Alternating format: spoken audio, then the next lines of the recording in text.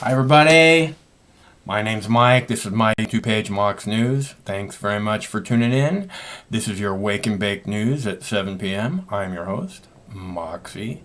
And tonight I have just a few videos for you. One about legalization, one about how protesters are now Nazis, one about shooting sharks, one about Bitcoin, and another one about how Senator Johnson fears the BLM protesters more than the January 6th protesters at the Capitol.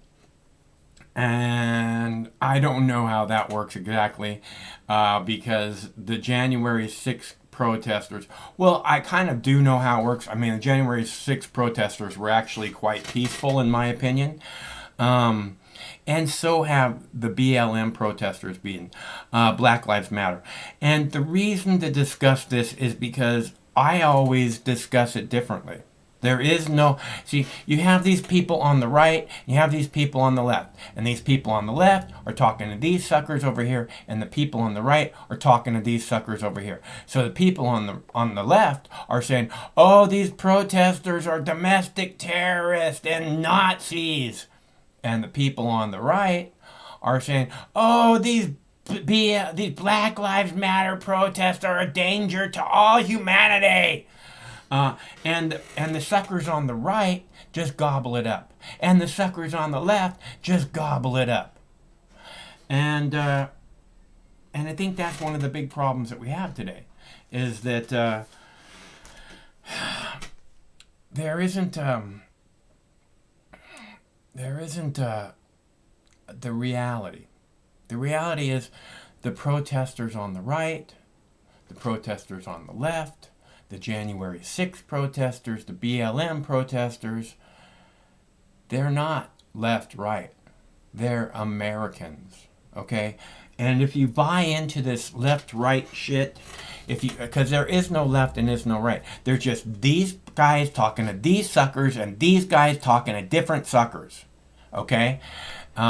That's the reason Senator Johnson says, oh, the Black Lives Matter people are way more dangerous than the protesters on January 6th. No, they're not. Okay? They're both Americans in a fine American tradition of standing up and demanding that their representative government hear their voices, as their representative government pretends it cannot do. Okay? And this is why the so-called representative government, or our current representatives, they have to go to prison. Because they're, number one, not doing the people's work. Number two, they're calling people who occupy the people's house, take back and occupy the people's house, as we have seen in Capitol buildings around the country. State Capitol buildings have been taken over and occupied by protesters. Okay, and now these protesters are domestic terrorists, the ones that took over the Capitol. Of course, they didn't blow anything up. They didn't set anything on fire. They didn't shoot anybody. But they're domestic terrorists. Okay? And everyone that you hear bashing the protesters, and I don't care if it's left or right. It really doesn't make a difference. Everyone you hear bashing the protesters, I don't care if it's a politician, I don't care if it's a talking head. These are the people, and by that I mean news model or prostitute or whatever you want to call them. These people, when they're acting as if the protesters are dangerous, when they're acting as if somehow the protesters are these evil villains, Nazi sympathizers, and oh, the Black Lives Matter people, they're so dangerous. Anyone reacting like that is anti-American to start with. Okay? This is, again, a proud American tradition of going into the streets and demanding that a representative government hear our voices. We see it happening around the world. And in third world countries, we hear how the protesters are domestic terrorists. Right? So I don't know if, America is somehow becoming a banana republic, But the fucking piece of shit politicians are certainly acting like it. And the fucking piece of shit media is certainly acting like it. And if you buy into that, what kind of person are you? Okay? These are Americans. I cannot put that more clearly. Yes, maybe these protesters don't represent you. Well, maybe they have an issue that doesn't involve you or that you don't give a fuck about. Like police brutality. I've never experienced police brutality. These people just make it up. They're asking for it. Get fucking real. Okay? Again, just because these protesters aren't protesting something that you're all about doesn't mean that they're not Americans. Doesn't mean that they're not standing up in the fine American tradition that makes America, that really makes America, that protesters can stand up and petition their government to hear their voices. That's what America is all about. And you people that are against the protesters are anti-American. That's the that's the politicians, that's the media, and anybody else that's against protesting is anti-American. I don't know how much clearer I can make that. Protesters are now Nazis. Let's go there. This is a call-in show, people. If you'd like to call, the number's right there on the screen. It's 805-669-6397. 805-MOX News. Protesters are now Nazis. Well, newly released court documents reveal an Army reservist charged in the January 6th insurrection is a well-known neo-Nazi and white supremacist. Shocking photos show that Timothy Hale Cusinelli once sported this Hitler mustache on your screen right here. Well, he was rebuked for it on the naval base where he worked as a contractor. His defense attorneys maintain that he's not a white supremacist. But according to an internal naval review, his colleagues say he was known to spout the following comments. And it is difficult to read this, but here's what he allegedly said. "You're not Jewish, are you? Jews, women, and blacks were on the bottom of the totem pole.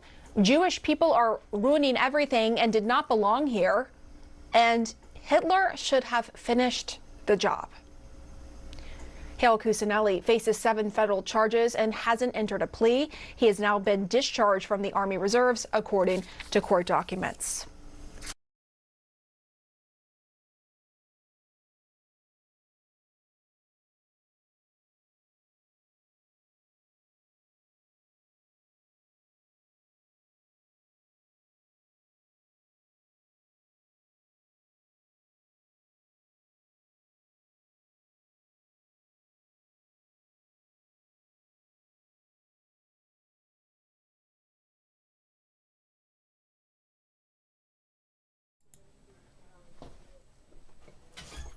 Hello, everybody.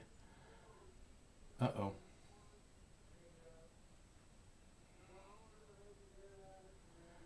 Hey,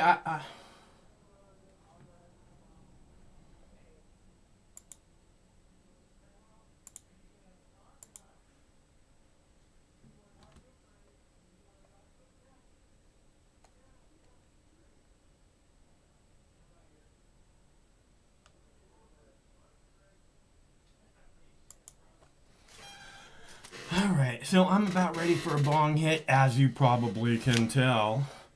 Anyone else like to join me? I'm going to go ahead and whip this baby out. Alright, so again, this is how they paint the protesters. This is how they act like somehow the protesters are the anti-American ones. The protesters are the evil Nazi villains.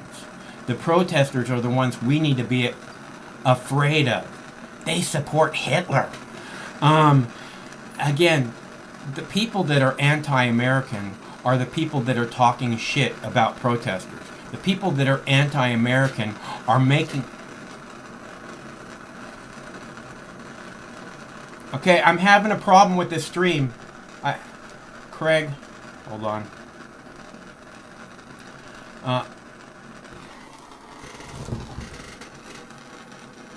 I'll be right back. Hold on just a sec.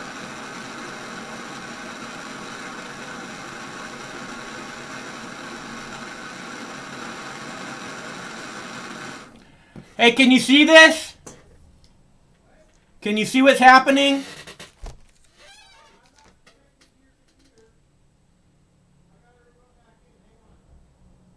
Oh,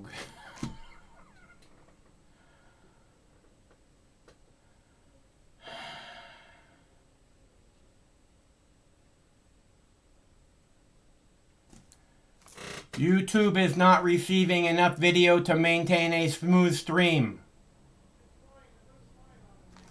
Okay, I'm having a bong hit. You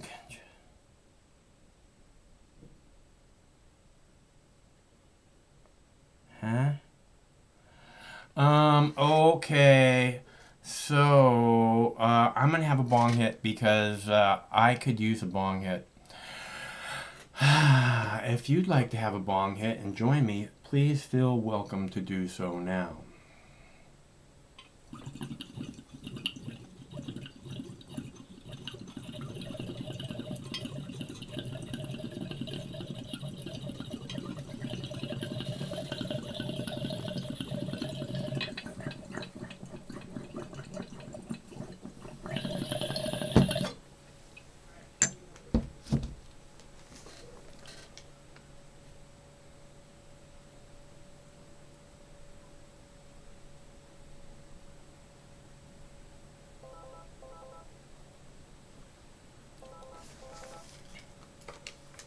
Hello, caller. Hello, caller. What's happening? It's Stephen James. How are you? I'm fine. How are you? I'm good. I don't know why you have a monotone voice. I'm pretty happy. Oh, good. Yeah.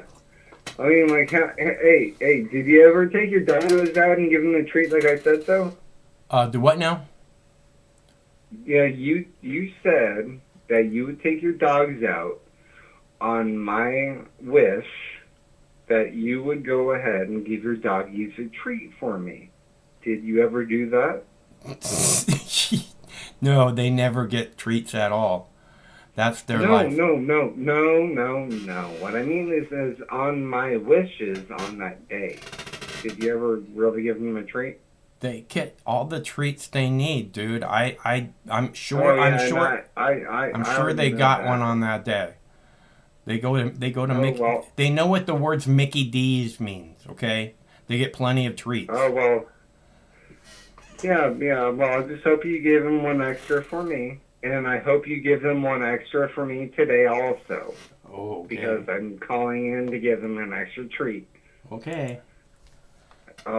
It's one of my favorites to go ahead and call in for the doggos. Yeah, they're my beautiful babies. I know. I love it when you take them to the beach. Yeah, it's they love it too.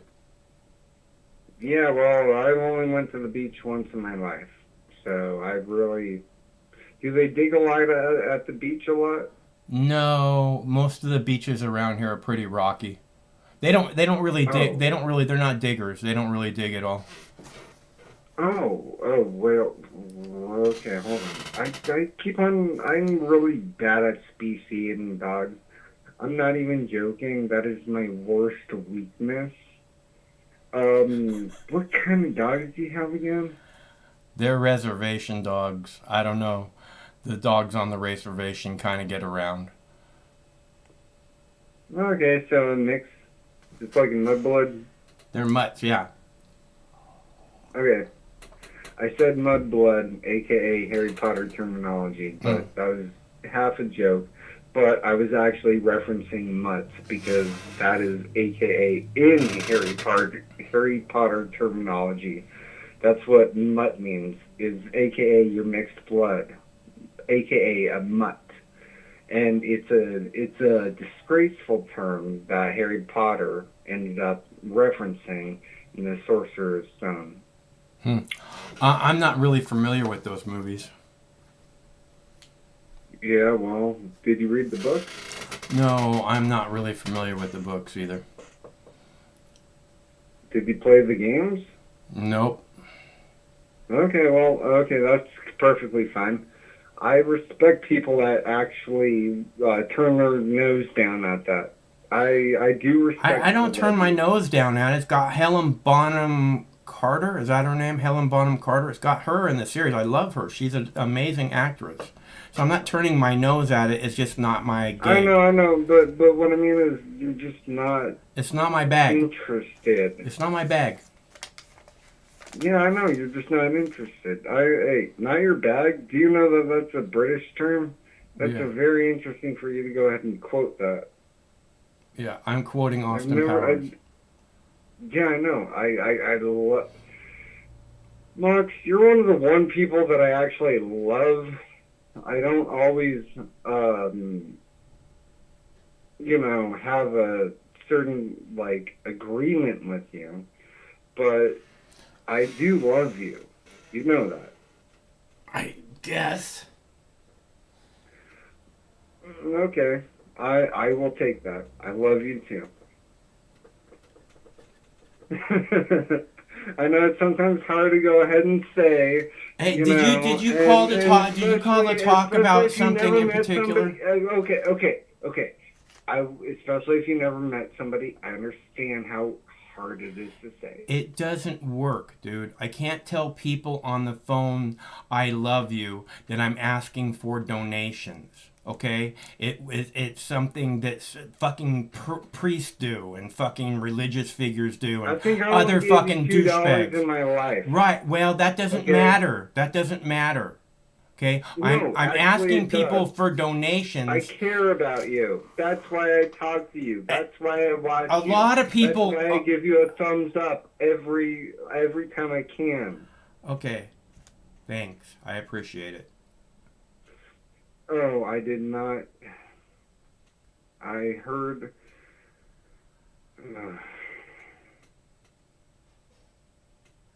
I gotta go. I got another caller. It's good to hear from you, Stephen.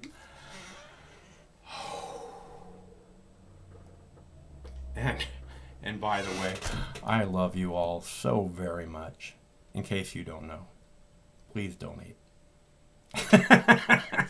I'm not going to be like some Southern Baptist preacher trying to save your soul. I'm not trying to save your soul. I'm really not. That's pretty much up to you. I'm trying to show you what happened today and have a discussion about it. That's what I'm trying to do.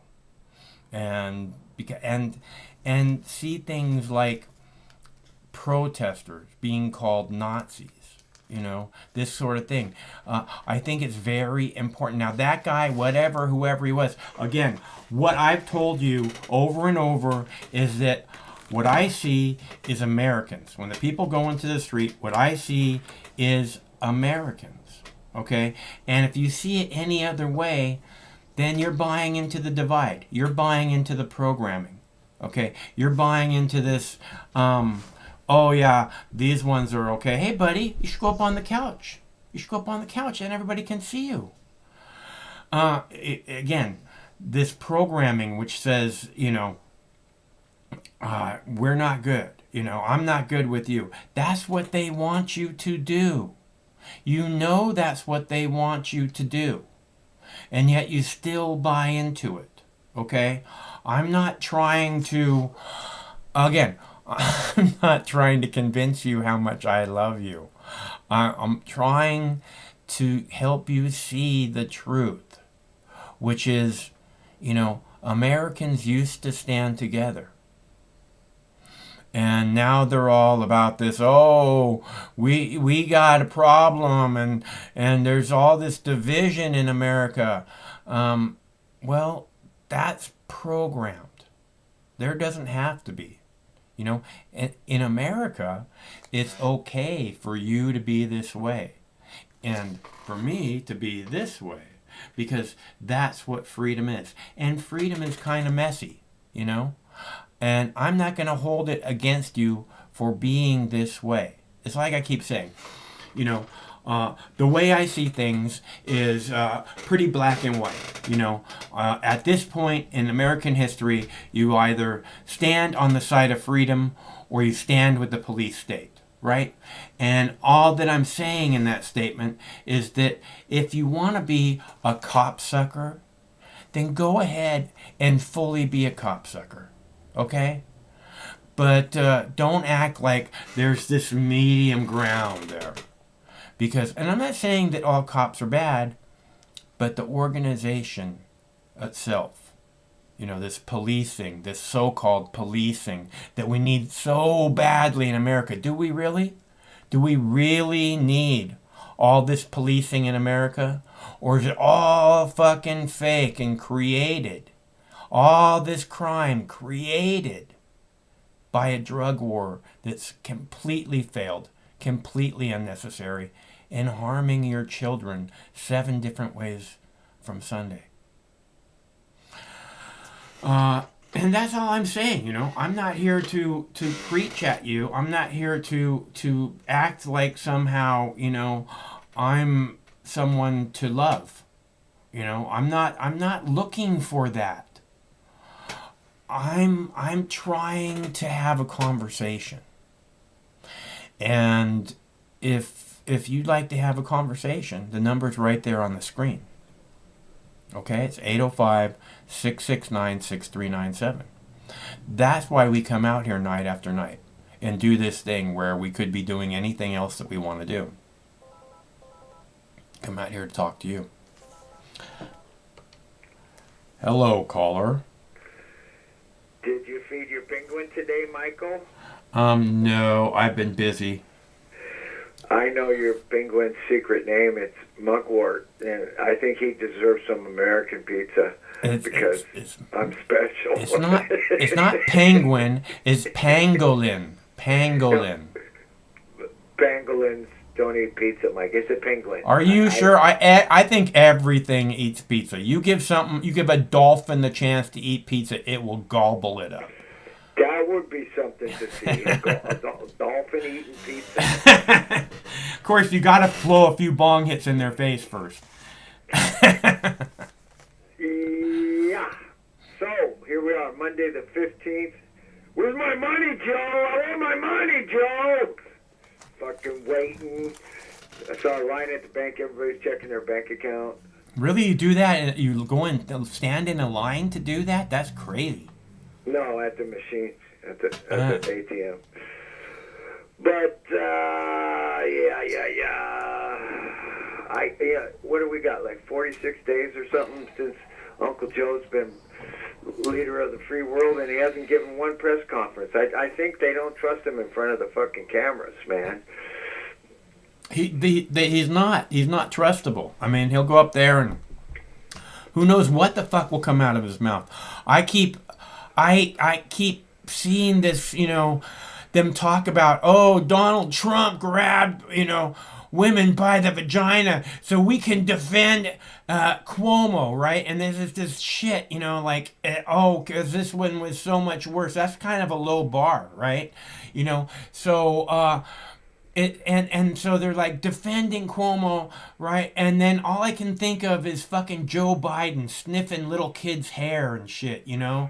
And it's like, and the women in the Cuomo thing are all like, oh, he made me feel uncomfortable. You know, he would do this and it would make me so uncomfortable. How do you think that the women Joe Biden was sniffing, the women that he was grabbing by the shoulders and pulling him up against him so he could rub up on them and sniff their hair, how do you think those women felt? And doesn't it matter?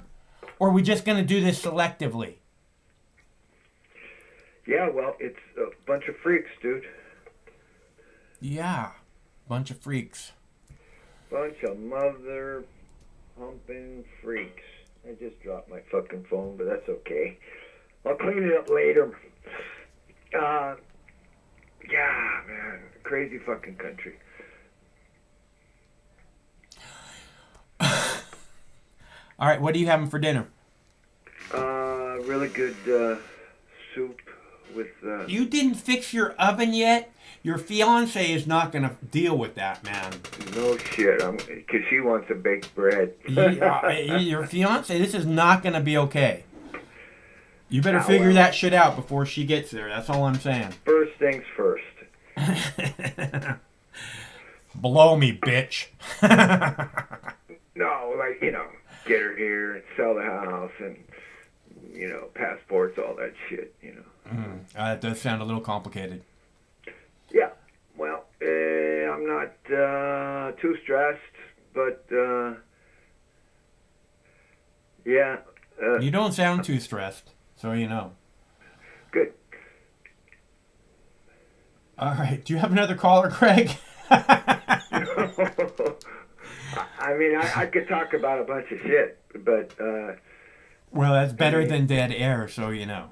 Okay. Oh, yeah. Was I dead on the air? Oh, my God.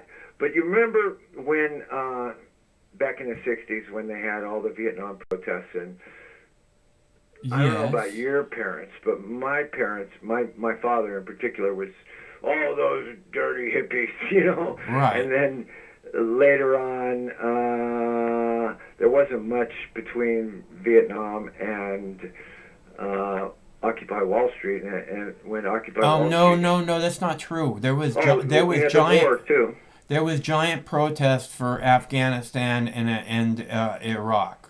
And the WTO, too. Yeah. So, But that was only like a day or two, I mean, these other things, it went on continuously for a long time. So it makes you wonder why protests are so ineffective if we had so many times in history where people are protesting. And right now you got a dozen countries where people are protesting, and mostly in every country they're getting cracked down on by the cops. And it's like the same response and the same ineffective strategies. And if you overstep the strategy of peaceful protest... you're a domestic terrorist. Yeah, or even if you don't overstep it, you're a domestic terrorist, Right, which means we can shoot you in the street just like they do in Myanmar. In case we're not clear on that, you fucking terrorist. Yeah, so, I mean, we're supposed to have that right to assemble to petition our government, but apparently we can only do it when they say it's cool, and if it's not cool with them, then we got to put a fence up around the Capitol building and create a fake terror event. And even if the fence wasn't there and there was people out there waving signs, it would be completely ineffectual. So there doesn't seem to be any more ability for the population to petition our government to redress grievances and to change the way things are. It's like the same war machine, just keeps on going no matter who's the president. And which is why the protest on January 6th was so beautiful. Okay? Sure. Because they actually stood up and said, no, this is our government and you need to listen to us. And they all got labeled domestic terrorists. And every time the cops stepped out of their way, they were patting them on the back and shaking their hands. And I seen cop after cop fall down on their fucking faces, and those horrible, evil domestic terrorists pick the cops back up, help them get back up, and pat them on the chest. Okay? So, yeah, they're so evil. I would say definitely above 95% of all protests, either on the left or the right, are peaceful, nonviolent protests. No matter where you are, what city, what part of the country, 95%. And that's even taking into account what happened over the summer with all the BLM stuff. Because you can't paint the whole protest because some black bloc radical guys lit something on fire. But, or because some gangster goes crazy on Twitter and says, let's go hit the Chanel store. That's not fucking what Black Lives Matter is. Okay. Was that Seattle? No, it was in New York City, in Manhattan. When did that happen? About 6 months ago or 5 months ago, like 50 people just ran into this Chanel store and just took everything they could. Yeah, it really, make sense to. They're talking about how one person stole $175,000 worth of purses. I'm just like, people are stupid. How can you spend that much money on a fucking purse? Give me a break. Yeah, what's that? 5 purses? Yeah, right. I spend 25 on my purse. I don't know about you guys. I get it at the Goodwill for $10, man. So we're getting accustomed and gaslighted into understanding that no form of protest that we know of will have any effect on the war machine or the government corruption, or these people won't even. Well, not just that. Is that we can, even though it doesn't have any effect, we can make it have even less effect by getting this side against that side, which is the big thing that they've done now. Even though the protests are ineffective, I still think it's probably the best way to petition the government, because the government isn't the only ones who see the protest. Lots and lots of people see the protest, and even though they paint the protesters as Nazis, domestic terrorists, whatever, anarchists, even though they paint them in that way, the truth is that they're Americans. And the truth is that it is a fine American tradition, a proud American tradition. And when people see that, I think it makes a lot clearer. Like the Occupy, man. When fucking Scott Olsen's standing there in the street with an American flag and a fucking peace sign, and they thunk a tear gas canister right off his fucking forehead. He's just standing there. He's not endangering anybody's fucking life. There's nobody else around him. He's standing there with an American flag and a peace sign. Two tours of duty in fucking Iraq, and they thunk a tear gas canister off his head. You think that was a lucky shot? I don't fucking think so. So we're clear. That's what they think of protesters in America.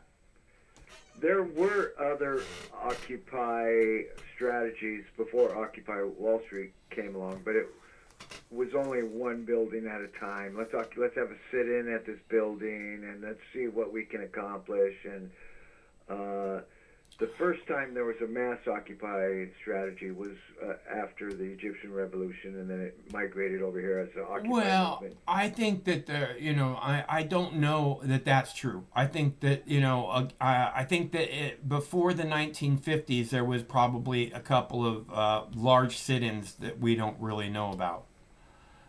Yeah, possibly, but I myself was extremely hopeful that the strategy of occupying public spaces would be successful, and of course it took me a whole year for them to burst my bubble. I thought it's a brilliant strategy, and it didn't work in Egypt, it didn't work in the U.S., didn't work anywhere, and so we're all locked in our houses on the internet, scrambling around trying to figure out strategies to change this super corrupt, phony system with its super corrupt armatures, arms and legs, like the technocrats and big pharma, and there's so many different arms coming that are connected to what we should maybe call the government, that the media and everything, it seems like it's all against us, and they don't really care that this pandemic, that is not really a pandemic, damaged the American population and the world population so much that you increased poverty by, 5-10% in the United States in 1 year. So I sit here and I'm wondering, God, what could be an effective strategy? I come up with zero, just other than I've explained it here again and again. It has to be a general strike. And all that we have to do is not buy anything off Amazon for 2 weeks, and we fuck the entire world. Okay, because Amazon has the entire world on a fucking schedule. Okay, shit's got to be moved from here to there, and if that shit's not emptied out for the next one to get in there, we're screwed. Okay, and that's the facts. So we don't buy anything off Amazon for 2 weeks. Can you guys do that? Remember a year ago when I was saying, can you make it for 2 weeks? And you're like, yeah, I can make it for 2 weeks. You think you could go 2 weeks without Amazon? I mean, you guys hear what I'm saying, right? The whole fucking schedule of the world is fucked if we just don't buy anything off Amazon for 2 weeks. And you want to get their attention? They'll have to listen then. And then, when it's inevitable, no matter what country you're living in or what decade you're living in, when the poverty increases and there's a demand for certain commodities, the people that sell and handle the commodities, including in a hurricane or anything like that, the price goes up. And so they squeeze the poor that way too during some type of an emergency. And we've been in an emergency situation for a year now. And unfortunately, I've seen the price of a hand cleaner. What do they call that shit? The hand cleaner stuff. I don't know. I don't know. I don't like that stuff. I never used it. remember seeing whatever they call that alcohol-based stuff that you rub on your hands. It's outside everywhere now. Right. I remember seeing an interview with Howie Mandel. And Howie Mandel always wears gloves. He's like a germaphobe, right? Right. But he kept using this hand sanitizer on his hands, this alcohol based stuff, and he wound up getting warts all over his hand because not only was he cleaning off the bad bacteria, he's cleaning off all the good bacteria, and he wound up getting warts all over his hands. So I don't use that shit at all. That's the difference between terrain theory and germ theory. Germ theory is, there's germs and we have to walk through clouds of ammonia. And terrain theory is, the more bacteria and stuff I get exposed to, the stronger my immune system will be. And that's basically, in a nutshell, the difference. It's like, the doctors in their plastic suits and respirators are going to save us. They're just spray us with Lysol. Yeah, no, and that's one of these things probably most people know about, but they don't realize. Like, people tell you if you have allergies to like pollen and stuff, what you do is you eat honey that's grown in the local area, and that Right. desensitizes you to the pollens that are in it because the bees. That's where the bees, all that stuff comes from. So. It's easy to understand. Nature knows what it's doing, And I've heard some theories that a couple of good hot saunas can cure COVID. I heard something about that too. Like hot, raising the body temperature is really good. I heard this on one of the news segments, so it's not like they're not supposed to be talking about this, or I'm just pulling something out of my ass. But they were saying that I know what it was. They were saying warm beverages. Warm beverages are supposed to be very good at helping keep the COVID away. Yeah, heat, because it can't handle heat. That's why hot temperature, people in hot climates are going to have less of those types of so-called infections. But you would think if there really was 2.5 million people killed by the Rona this in 2020, that the death rate would have gone up, but it's actually stayed the same for 4 years in a row. So a lot of other things were signed off on by doctors on the death certificates as corona. And as far as I know, in the United States, each death certificate netted the hospitals $17,000 a piece. I don't know that that's be true, but I there's something going on that doesn't seem right at all. There's no doubt about that. We can agree there's lots of disinformation. It's the easiest thing to look at and see is that the influenza basically didn't kill anyone in the last year when it kills Right. hundreds of thousands of people every year. So, Right. Yeah. And the only current event, it's so dead right now. Everybody's used to Biden, and it's like, okay, he's going to save us with a 14. He's already saving us. What are you talking about, man? The coronavirus is going away. Are you not paying attention? Thank God for Joe and his vacuum cleaner. All man. we Just- needed was a little bit of real leadership, and see what happens. Yeah. Well, what was I going to say before you so rudely interrupted me? The AstraZeneca thing. There's so many bad reactions from the AstraZeneca vaccine, and yet I think it was. It's not just at AstraZeneca. know. Because they don't have that in the United States. And last week, a woman died in Utah from reactions of the virus. Again, I saw this on a news story. From you mean the inoculation? Yeah, from the vaccination. Right. They I said saw a list today of all the injuries, and we are in the 10,000s, up in the 10,000s injuries so far, just in what a month or two. Mm-hmm. So, and that included about 29 pregnant women. Right. I understand that women are having 80% of the side effects.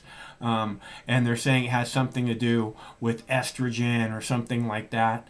And again, this is an untested thing. So, you really have to decide. You have to really think about this. Don't just fucking be sheep and run to get this done. I say that because again, I love everyone. It's not just you guys. I love everyone. I don't want to see people hurt unnecessarily. Especially mothers and grandmothers and all this. My mom. If it wasn't for my mom protecting me from people who didn't want me to be who I am, I would be an entirely different person. And that's You would be a really angry motherfucker instead of that mellow cat that you are right now. You would be angry, Mike, because your mom didn't protect you. Well, I don't know about that, but I know because I've been pretty good at protecting myself. I've been doing it since kindergarten, man. So no, you're good at it. You're good at it, and sometimes you have too much patience with. Yeah, but I'm just saying, if it wasn't for my mom, I know that there would have been people who would have really, really pushed to make me this different person, and I don't know what she did or how she did it. But I feel like I chose my own path, and a big part of the reason why is because of my mom. Yeah, well, my mom was the nurturing side of my upbringing. Also, my dad was too strict and too stupid, and didn't talk, and had no ability to communicate, and there was no conflict resolution skills, and I was just bad, and I'm still bad, and. He's dead, and I'm still bad. So, thank God for moms. But there's some crooked moms out there too. But sounds like we both had pretty good moms. But anyway, I say again and again, I really want to see a female president, and not like somebody like Hillary Clinton or Camilla Harris, And the reason is because those people are career politicians, and I just don't think that they're the example of who you want to hold up for your daughters to be. Tulsi would be pretty good. Yeah, well, Tulsi was a veteran, is a veteran, and she's fought for legalization and freedom and against wars. But what I'm saying is, and that kind of makes my point, actually. Tulsi kind of makes my point because Tulsi and other people that are mothers, I believe, would think twice about sending other people's sons and daughters off to die in a war where they could choose not to. Well, something is kind of up in the news. Not much, but it got my attention. The OPCW, the chemical weapons inspectors, they're back on the Assad gassed his own people thing, even though their own inspectors already debunked that whole story, and so did other people. Yeah, so, I saw a story this weekend where they were talking about how the war in Syria is taking its toll on children. the children who live there. And all I can think is, well, why do you continue the fucking war in Syria? You know?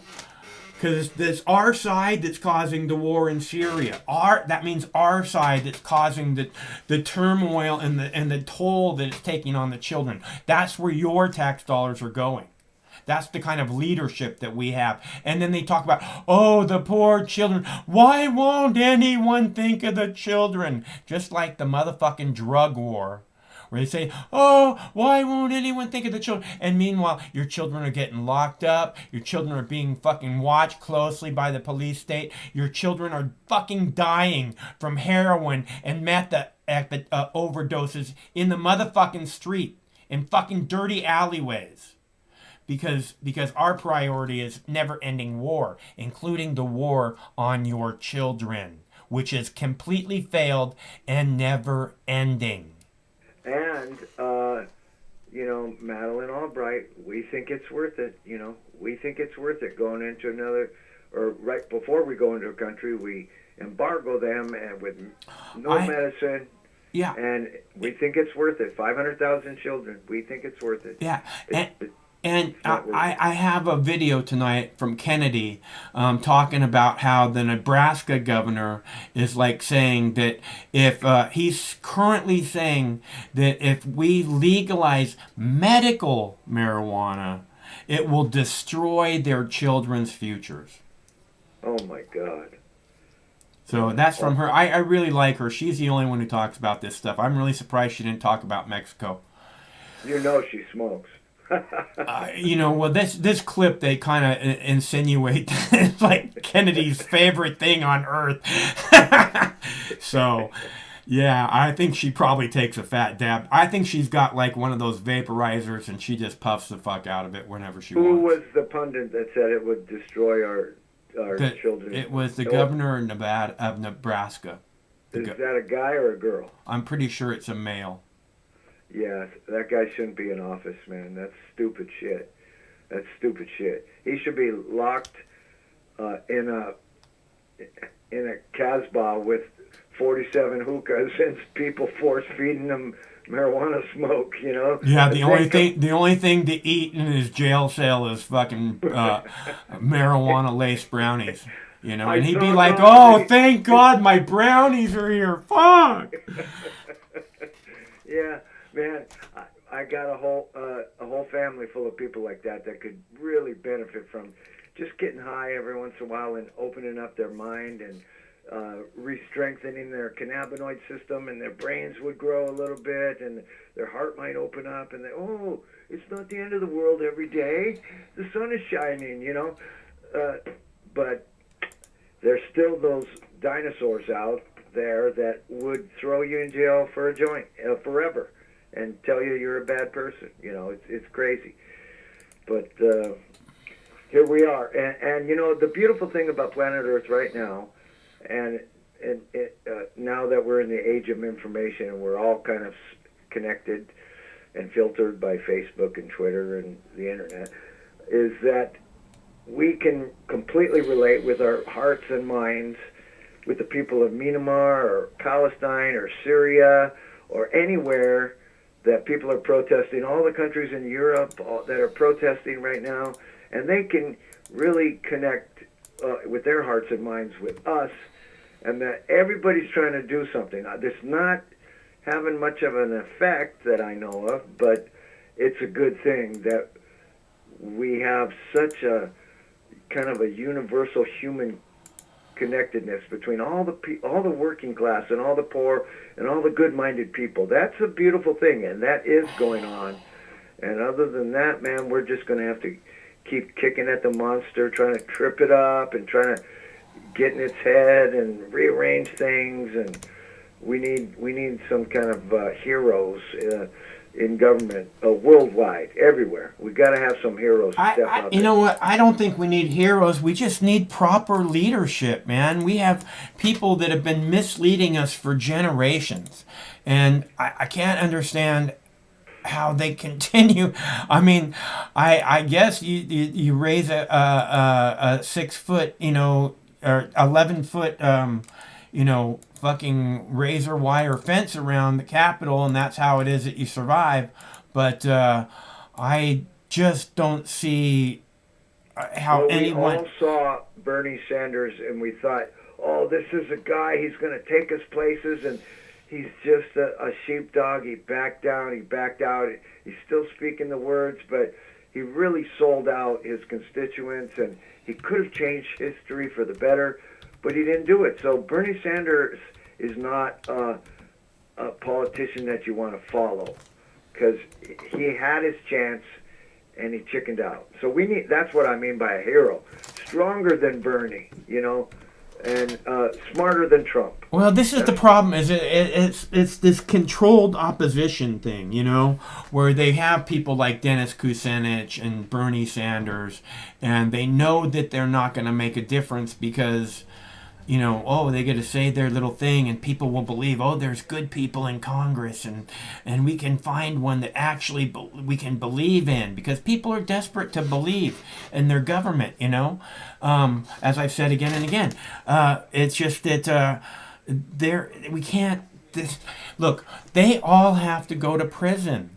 We're never ever going to get any other kind of government until we make examples of the current government, whether it be now or 10 years or 20 years or 100 generations. The only time we're going to get a better government is when we make examples out of these people, and the only real way, to make examples out of them is to put them in prison and to take all their assets, because that's what you do with people who commit crimes against humanity. Iceland did it, but other than that, man, very few people ever get caught, Well, I can, it's easy to lay out the whole fucking thing for every one of these politicians and how they voted for endless wars that they know are based on lies and killed 1 million innocent Iraqis. Now, the newer ones is going to be a little bit more difficult, and maybe the really new ones don't have to go to prison. It's just good enough to make examples of the top 100 or whatever. But, it's got to be done. It's easy to show these people have voted for these wars endlessly as if there was no other choice. These people know these wars are based on lies, including the war on drugs, which is, a war on Americans, which they know is completely failed, which they know is completely based on a lie, and they just keep throwing money at it year after year after year. It looks like we got another caller. We got another caller? Hold on. Go ahead. Well, yeah, man, it was a slow news weekend. It's a slow news day. It's like, Joe Biden's fucking decrepitude has kind of bled into America. I don't see anybody excited, or maybe it's just me. Maybe I'm not excited. I just want some change, and it's really hard to watch the news. When you say the news, the news is just completely full of shit. And it's there to divide us and to make us afraid. So when you say there's nothing in the news, it's not so much that there's nothing in the news as that it's something I can't stand looking at and digging through to find something in the news. There's always something in the news. It's just that you have to dig and dig and dig because there's so much bullshit in it at the same time. And Cuomo, that guy. How you can get a medal and then write a book, and then the girl thing, he was improper with me, and it's like you go through a whole years of this shit, and he just keeps talking, and he doesn't look like it's going to affect him at all. And I'm not really into tearing people down, but 15,000 dead elderly in New York State, that's a lot of people, man.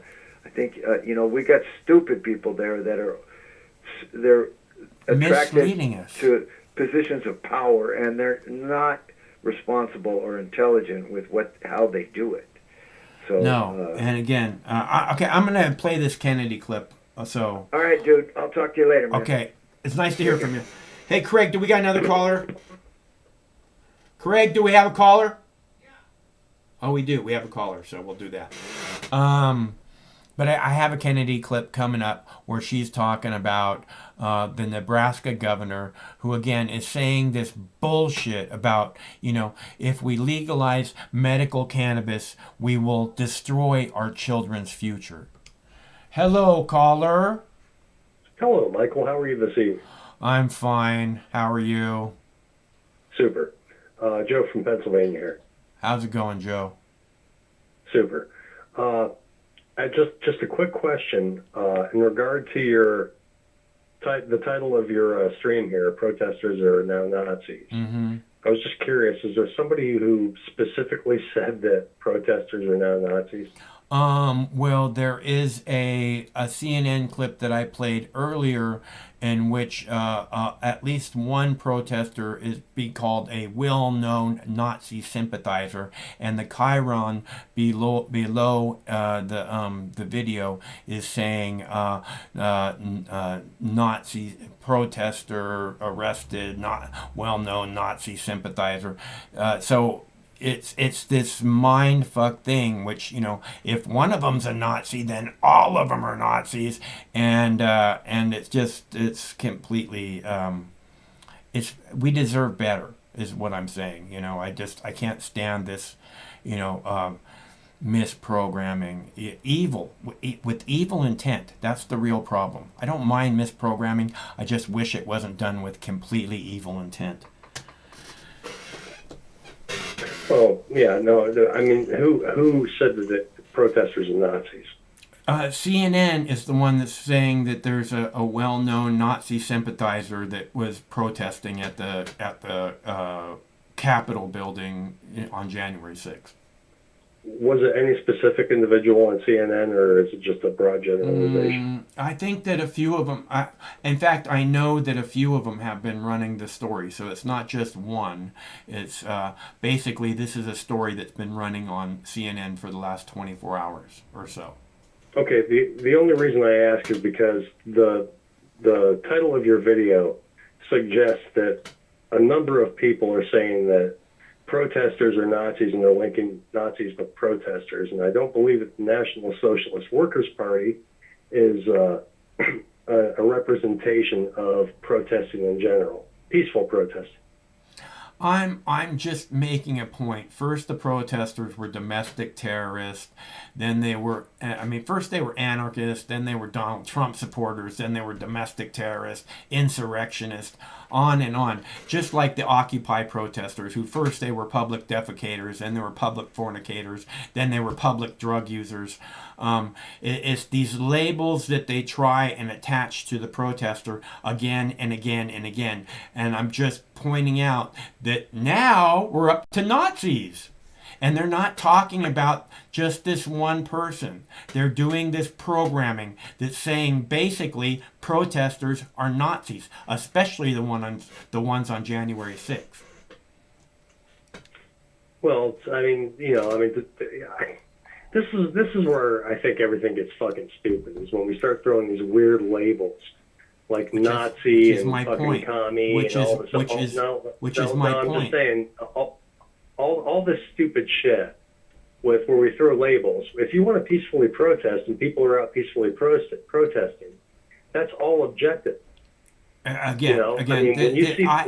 you see what they're doing, and it's an objective, peaceful protest, you recognize it for what it is. But when you have, people... Occupy was peaceful. I'm sorry, go ahead. Occupy was peaceful. And I'm not the one putting labels on the protesters. There's only one label I ever used for the protesters. Do you know what that label is, Joe? What's that? They're Americans. And what they're doing is a fine, proud American tradition of going into the street and demanding that their so-called representative government hear their voices. That's what's happening. Well, that's who the people in the street are. End of story. Well, violent agitators can also be Americans. I'm just saying that in this particular context, I don't see how when you're talking about peaceful protesters, why anybody would label them anything otherwise. Okay, well, I continue to label the protesters on January 6th peaceful protesters, in case you don't know. No, well, I'm not talking about that. I'm asking about the context of the title of this particular stream, because it just seems really, it seems to dictate a preferred narrative, and I'm not saying that's what you're doing. I'm just saying that's the way it could be perceived. Well, you see the question mark at the end of it. Again, yeah, to the three dots. Yeah, I see it. Again, I have been doing that. I have show after show after show made clear that I see the protesters in one way, only one label, not domestic terrorists, not public fornicators, not all this bullshit label that they just keep throwing on them and see what sticks. Because you know why I don't buy into all that? Because I know what the truth is. Those people are Americans. And they're demanding that their representative government hear their voices. And nothing is more beautiful, no matter where it happens, but that is the foundation of America. Well, it does depend on the form of protest, though, doesn't it? No. I mean, if you're out peacefully protesting, like if you're petitioning your government, that's one thing. But if you're going out and you're fucking, burning your community and, causing other people grievances, then you don't have the right to do that. Those people generally aren't protesters. No, that's what I'm saying. Okay? Generally, if protesters are starting fires, they do it in places like the FBI building or a police station or whatever, immigration fucking building, a judge, whatever. Okay, there's a very public. Don't Americans work in those buildings too? But they're also the fucking problem, aren't they? But they're also Americans. They're Americans that are choosing to stand on the side of the police state instead of freedom.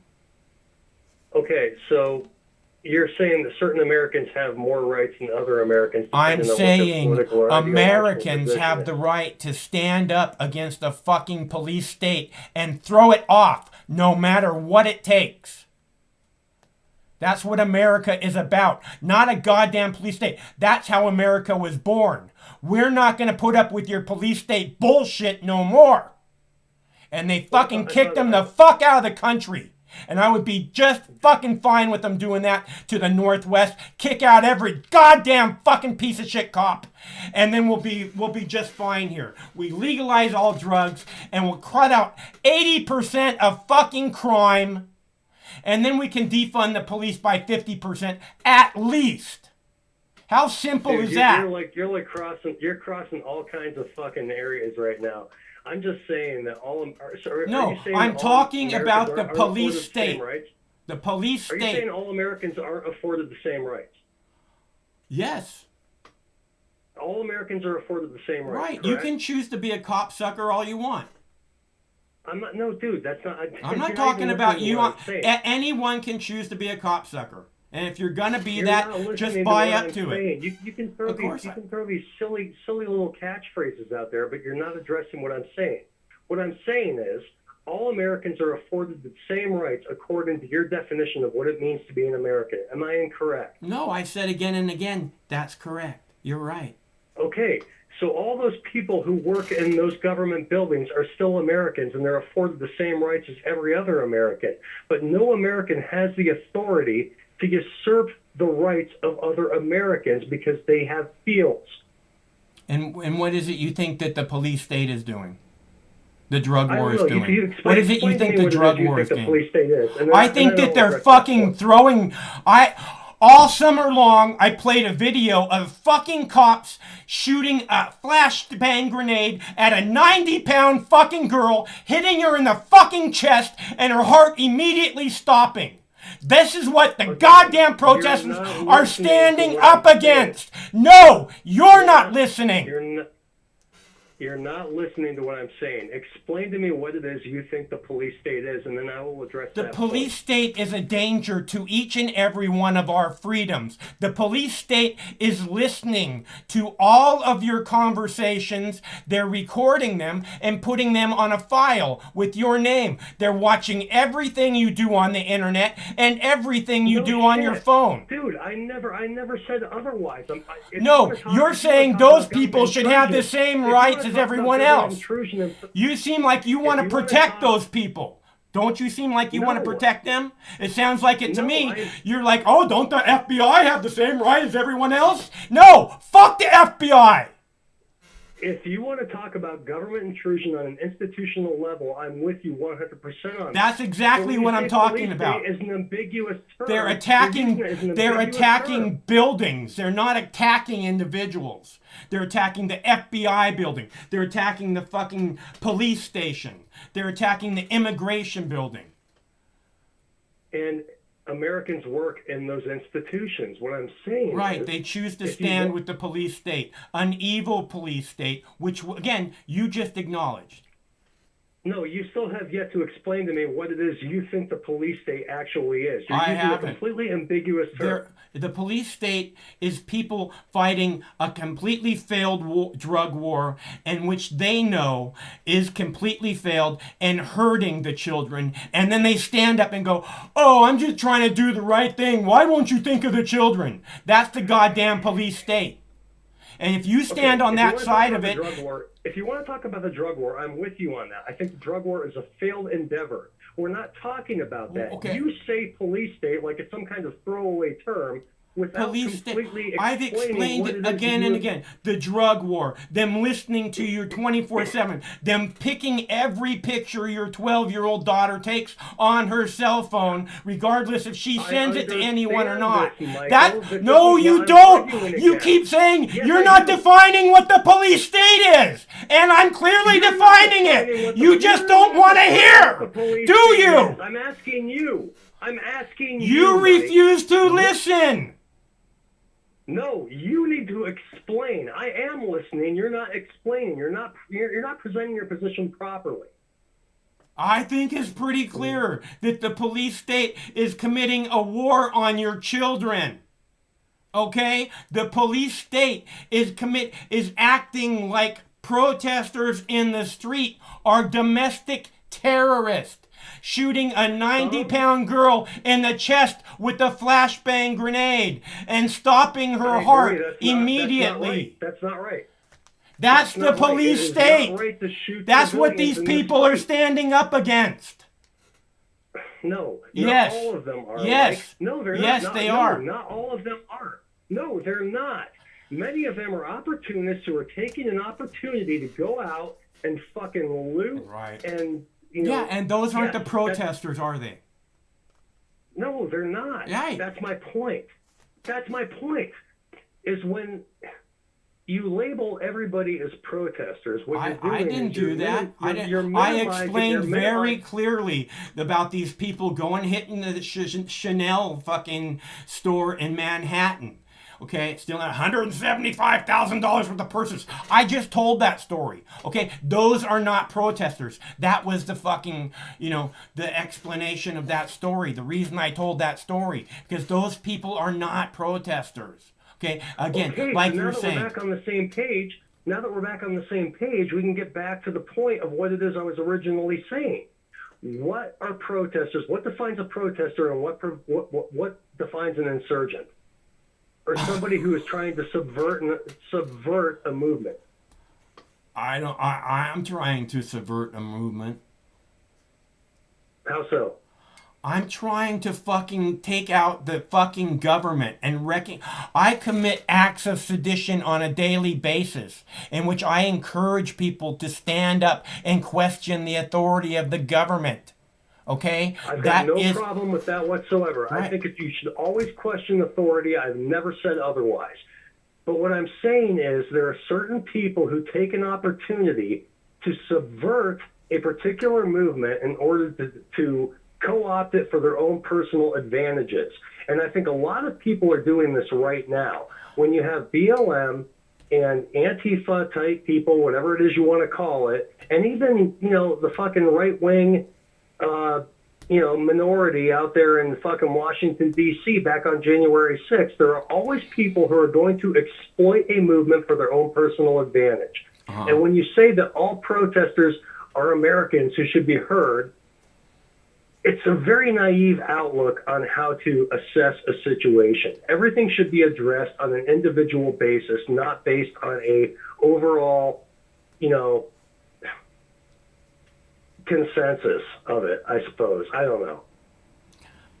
Look, the protesters in the BLM movement, I guarantee you that if you showed them a picture of the people that are calling themselves the leaders, so-called leaders of the BLM movement, none of them would know who they are. 99.5% would not have a clue who the people in the pictures were. So yes, they're subverting the power of saying, I have the BLM movement, I'm the leader. But they're not really subverting the movement itself. The people... Not all protesters are righteous. That's what I'm saying. Not all protesters are righteous, and the media portrays protesters in a light... When I say protesters, I'm talking about people who are burning down and destroying their own communities. That's not protesters. When they call those people protesters, and that becomes part of the common lexicon, then it does a huge disservice to the actual protesters who are addressing grievances against their government. Yeah, of course. And yet the fucking media doesn't seem to be able to define between the two. That's precisely. Thank you. We're back on the same page. That's what I'm saying. So why are you arguing with me? We agree on that.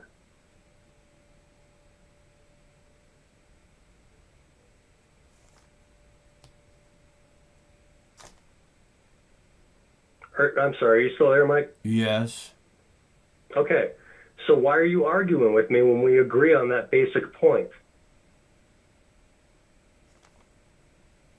I stand with the people. You don't make that clear. You're concerned about the police state. It very clear from the very beginning. You're concerned about the police state being attacked. Okay? No, I never said that. I never even made those people are Americans too, aren't they? Well, those Americans are shooting at these Americans, so these Americans aren't allowed to shoot back. Is that right? Because that's what it sounds like you're saying. Of course they can. You can always you can defend yourself. I never said anything to the contrary, Mike. You're putting words in my mouth.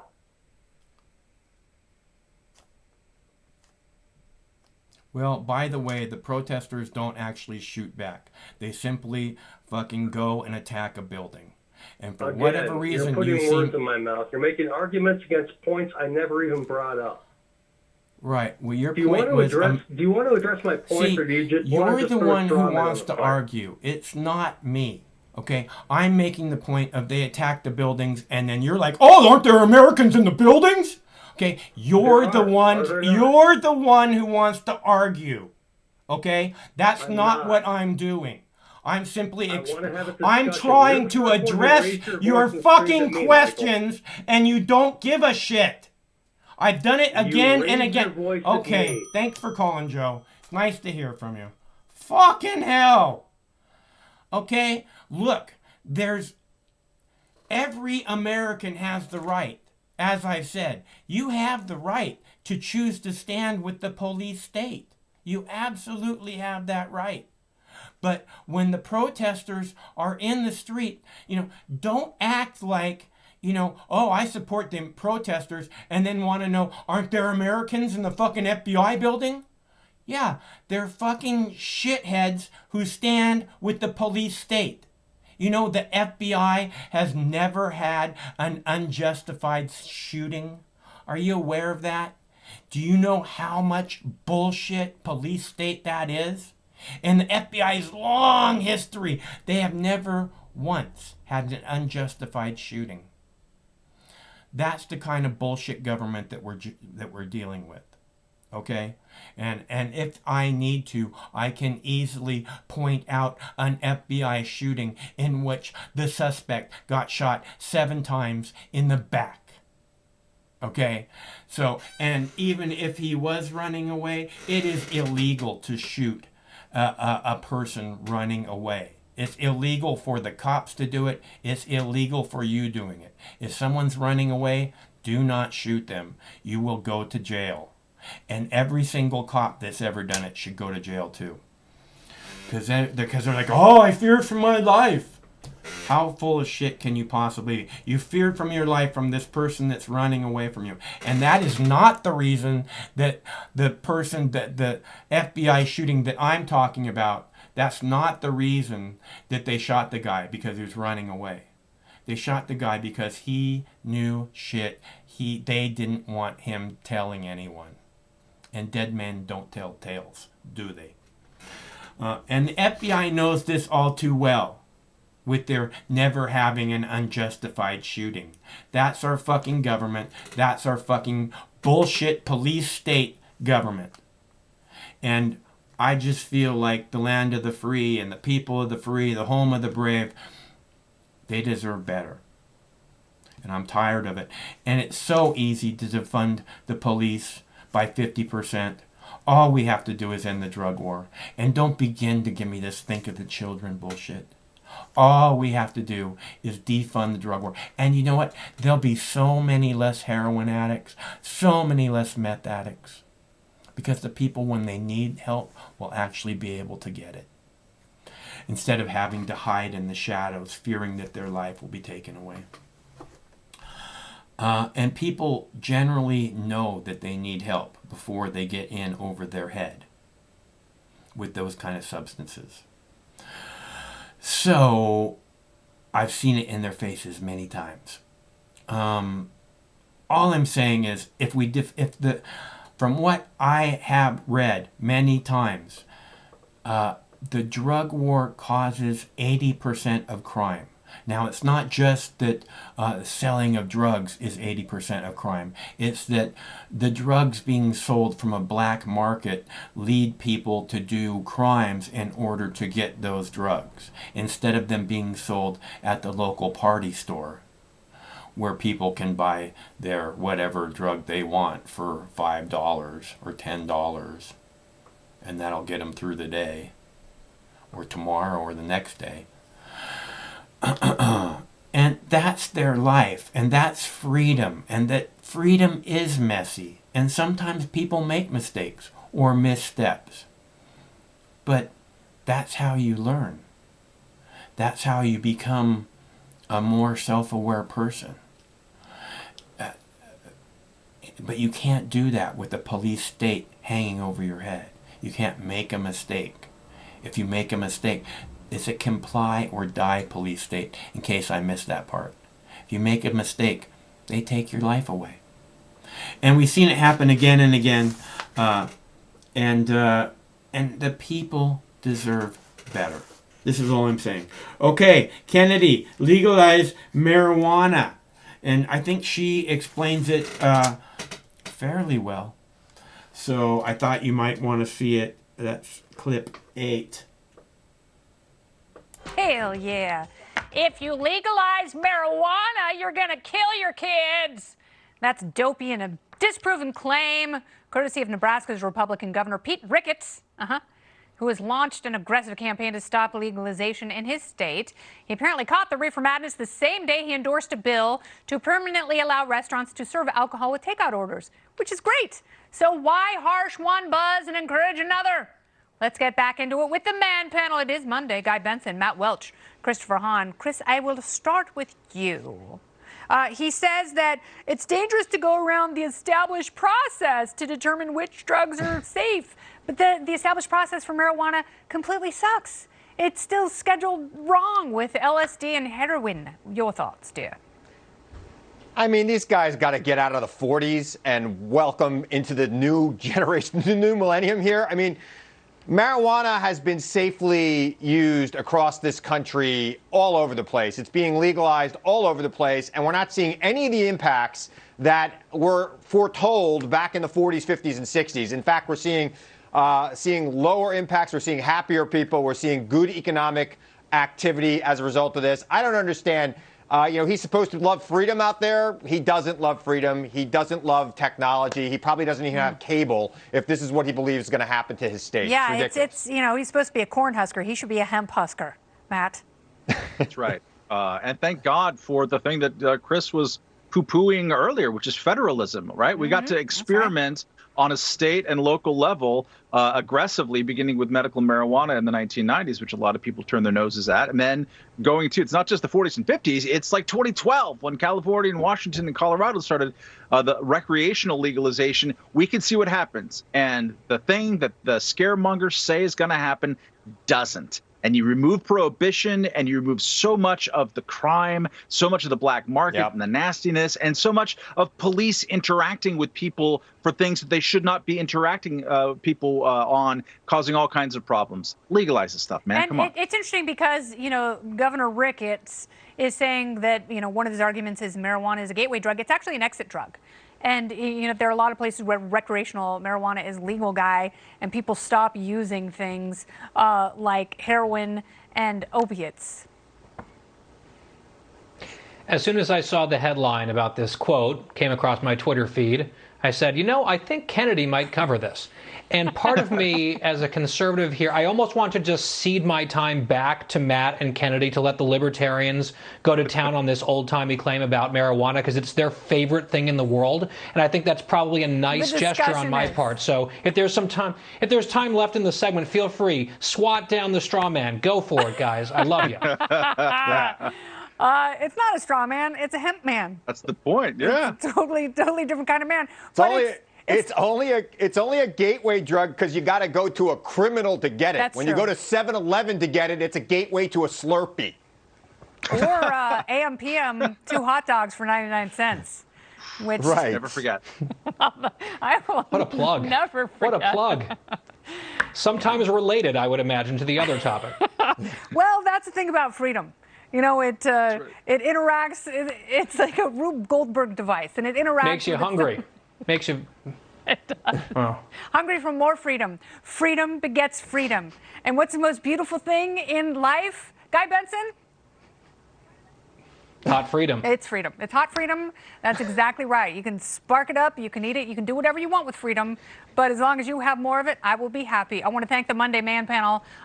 You're all beautiful in your own way. Guy, Matt, and Chris, I will officiate anyone's wedding. Thank you.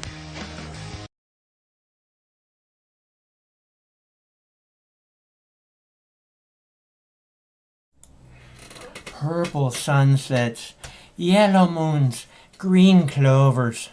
Thank you, MDJ, for the donation. That was very nice of you, MDJ. I think I got it right, MDJ. And let's see. And Kennedy, again, is talking about this drug war being completely failed. And this is one of her favorite topics. But to listen to Nebraska, the governor of Nebraska, who complains never ending about people carrying weed from Colorado across the border, pounds and pounds of marijuana coming across the border from Colorado. Well, then that should explain to you that the people of Nebraska want marijuana. So what is the problem here? Medical cannabis is a threat to your children's future. You want to know what? I think cannabis is, the legalization of cannabis opens up prospects for your children's future that you never dreamed of. Because there is limitless potential for this substance. Hello, caller. What up, Mark? Is that you, B? Sure is. How you doing? All right, how you doing, bro? Man, my dog is on a period. It's rough. I'm sorry to hear that. Yeah, we got diapers, but I didn't know that it was like a real period. I know how stupid that sounds, but I was like, what? I'm like, holy cow. But you know what though, Mark? Anybody that ever bucks the system is very reluctant to like hear from them, you know, or hear their bitches and gripes. And we know that anything that goes against the grain of the establishment, and the establishment is always evolving. So if you look at back in the 30s or in the 40s or 50s, where segregation was strong, right? And now segregation, that doesn't exist no more. But those people It exists. who still have those... It exists a little bit, I'm sure of that. Yeah, but those people who still like have those beliefs, and you can raise your kids any way you want to. Your children will have those beliefs or whatever you push into them, onto them. The apple doesn't fall far from the tree. And then it's like, well, they feel left out. But I don't understand why any human being would want to adopt a philosophy of what the Germans did. You know what I'm saying? I don't, and that's what bothers me about, like, whenever they say Nazis, I'm like, okay, are they real Nazis, or are they just somebody with a Confederate flag tag on their pickup truck? You know what I'm saying? Like really, what's going on? You know what I mean? Oh, I get it. I get it completely. You can't fly a Confederate flag now without being a racist. It's just not possible, you know. And so this thing with the Nazi is mostly what I wanted people to see is that this is the direction. And see, it's this thing, Brandon, where they throw these names onto the protesters again and again and again. And the protesters on January 6th started off as anarchist. Okay, that was the first label I saw. And I just laughed my ass off. Anarchist? Flying all these American flags? I don't think so. You don't know what fucking anarchist is. So, you know, and then they were called domestic terrorists, and then they were called insurrectionists, and now they're being called Nazis, right? And go ahead. Well, they're being called the same thing that the Black Panthers were being called, because it's against the grain. Now, there's more history into white supremacy and Nazis than there are for black people just saying, hey, man, I'm tired of the cops looking at me, or someone not trusting me, you know, think that I'm stupid, or looking down on me. Yeah, exactly. Yeah. And but all I'm saying is, if you put a Confederate flag on your pickup truck, you know what that flag represented. It doesn't matter if you're representing your ancestry. That's irrelevant at that point, because your ancestor did something that was totally wrong morally, period. And now you go to what, if you want to, you know, not if someone wants to, you know, all of a sudden, you know, be a Nazi for what? It's a lost cause. There is no end game for them. They cannot win. Right. Well, look. You know what I'm saying? I mean, I used to watch the Dukes of Hazzard, and I never thought of them. I never thought of them as being racist. You know, it was that flag for them meant that they were rebels, and whatever the cops said, you know, the cops were the dirty ones, and they were, you know, living their life the way they chose. You know, and so I it's not that I don't understand what you're saying, because I mean, I used to go to this medical marijuana clinic to get my weed, and one day this guy who was working there was wearing a Confederate flag hat, and for whatever reason that made me very uncomfortable, you know. Yeah, it does to a lot of people. Yeah, Mike, you know, I'm from the South, you know, but again, it's like if you want to cheer for a team that's never ever going to win, and they may do one, and they may have one or two big plays a year, and if that cheers you on, like let's say, Charlottesville, right? For those Nazis or whatever you want to call them, type of people that believe, okay, so yes, you won or whatever, you proved your point in Charlottesville or whatever, but what's the end game? The end game is you're not going to make no money. No one's going to pay you. Once a company finds this out, it's over for you. No one's going to hire you. And so what I'm saying is so many people get so influenced by just the dumb shit. Now, was people upset about the election? Yes. But look at the past, 30 plus years, the Republicans have won one general election, right? And they put like majority of the Supreme Court justices on the Supreme Court, and the Democrats have outvoted every damn body, and they haven't put that many on the Supreme Court. So those Democrat voters have a same gripe, but they're not tearing shit up or whatever. At the end of the day, so many people got fooled. They fell for the big lie, meaning I can't get to where I need to go because of big government. Our government is giving money to black people or Mexican babies or what the fuck ever, or spending it on endless wars. Yes, right. Or giving rich people a fucking tax break that they don't need or deserve. Yeah. But the thing is, they package that up. It's like when you go to buy a car. Hey man, look, this car got some good rims. It's got leather interior, but say you don't like the rims. But do we ever tell the dealer, you have a different type of rim can I look at, and I'll buy the car, you just order the fucking rims and put it on. If you tell the dealer that, he will order whatever rims you want on the dick. You see what I'm saying? Just to sell the damn car. But no one's doing that. It's meaning racism comes with, and bigotry comes with the Republican Party hand in hand.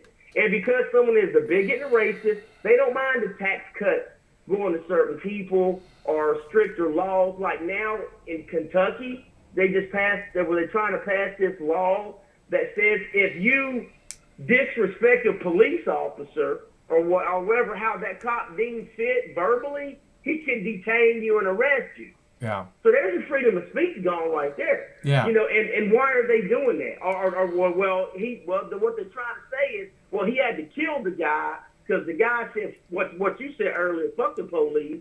The other cop can kill you, and they say, you can't sue us for that much. Yeah. So they are more in tune of suppress it. But maybe, just maybe, sometimes you get a stepchild, and you gotta whoop that damn kid's ass to get the evil out of him. I don't know. And I ain't saying beating kids works, but there's a saying, I'll beat you like a redheaded stepchild. There's a reason why that is. Well, look. The stepchildren probably wouldn't, I don't know. But I ain't talking about beating kids. I don't know anything about beating kids. But they're saying, and like loose lips sink ships. Right. And well, let me just point out, Brandon. You said, look, no matter, basically, I heard you say, no matter which side you vote for, you get the same outcome, right? At the beginning of this conversation, meaning that, yeah. So, because this side promises this, and but the truth is again, this is what I keep talking about. You said that the Republican Party comes with a built-in racism, right? There's definitely a racism influence to the Republican Party. So my point being is that again, these people are like Harvard and Yale educated, So this racism thing that you're perceiving isn't really within the politicians. It's that these politicians are talking to these suckers, and these politicians are talking to these suckers, and that might make it look like they're talking, they're talking to these suckers who, the Black Lives Matter is gonna kill us all, Yeah, it's baseline. Yeah. So it's just like gays and LGBTQ. The Democrats are going to recruit them. They're going to recruit the black people and the brown people. The Republicans don't even want to entertain that demographic whatsoever. I don't know that that's true. They have the log cabin Republicans, and they've been fairly well respected for the last 30 years or so, which is the gay Republican. But the problem with that is how many gay politicians vote for bills that are actually going to benefit them, whether it be marriage or whatever. I mean, look it up. How many Republicans voted? Dude, you don't have to tell me. Marriage? I remember Barack Obama saying, marriage is between a man and a woman. A man and a woman. Yeah. Yeah. So and Hillary Clinton said the same damn thing. So it's not just the Republican thing. It's this thing where they're both the same. Okay, and they're just talking to these people, and these people, the majority of these people think, oh, marriage is between a man, and then when it switches, all of a sudden, oh, well, Barack Obama is now in support of gay marriage, and Hillary Clinton's now in support of gay marriage. Well, then fuck you. Where were you fucking 20 years ago when those people needed you? Fuck you, you piece of shit. Well, a lot of people are not born be able to think on their own. But I totally agree with you. Number one, we should just look at everybody as a human being and say, shit, nobody mistreat each other. Point blank. We all agree up on that. Everybody has equal rights. Everybody. That's what that means. But then you have those people that's going to say, well, but, you see what I'm, okay? So those are the ones who are stopping stuff. But it seems to me, because I'm older now, and I have a lot of conservative views. But the problem is the conservatives won't allow me to sit down with people that look like me to talk to us and deal with our issues. No, because all they want to promote is welfare, food stamps, no baby daddies, baby mama drama, welfare queens, blah, blah, blah, blah, and they gonna rape you women. Well, as long as you put your old uniform on, Brandon, they'll be happy to do it. They'll be happy to do a photo op with you and talk about how they're not racist. Unless I'm wearing maternity clothes. Well, I think that's kind of a select thing. Yeah, right. I mean, who wouldn't want to be honest? Who won't want to, like, I was in the military. Who won't want to, mess with a girl that was pregnant in the Army? Come on, she's going to be in shape. No, I'm playing. It's a joke. But, yeah, Mike, that's just it, man. I didn't mean to go on that funny, stupid joke. But that's just it. But I do see something going on, Mike, that where a lot of white people are getting defensive on white supremacy words being said and white people, whatever. The way I look at it is, if you don't fall in that category, then it doesn't matter to you. But you have every right to be upset if someone thinks you are.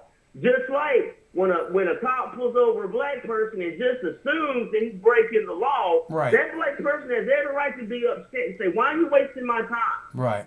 And the cop's asking all these fucking questions, right? Well, now it seems that people are being judged that didn't do nothing, or either who hasn't known someone who was a drug dealer or broke the law and never told on them? Yeah, well. So now you're guilty by association. Right. But we're talking. See, the thing is that I'm talking about here is the Nazi. The protesters are Nazis. This is again this thing that they do, where they make people believe somehow that all those people are evil doers, and we just have to disregard them. And it doesn't matter whether it's the January 6th protesters or the BLM protesters. Okay, you hear people again and again call in about the BLM protesters burning down cities and blah blah blah. I'm like, those aren't the protesters.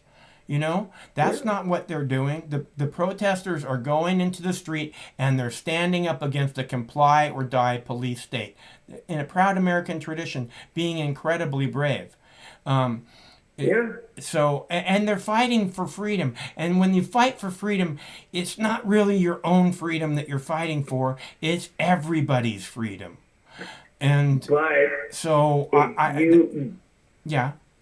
I'm sorry. No. I didn't mean to cut you off. And that's the reason why I label these people Americans again and again. You want to put a label on these people, that's the only one that works. Because the BLM protesters are fighting for freedom, your freedom. The people on January 6th who went out and took over the people's house and occupied it without firing a single shot, without burning anything down, without graffitiing everything or toppling statues or ripping down 100 people.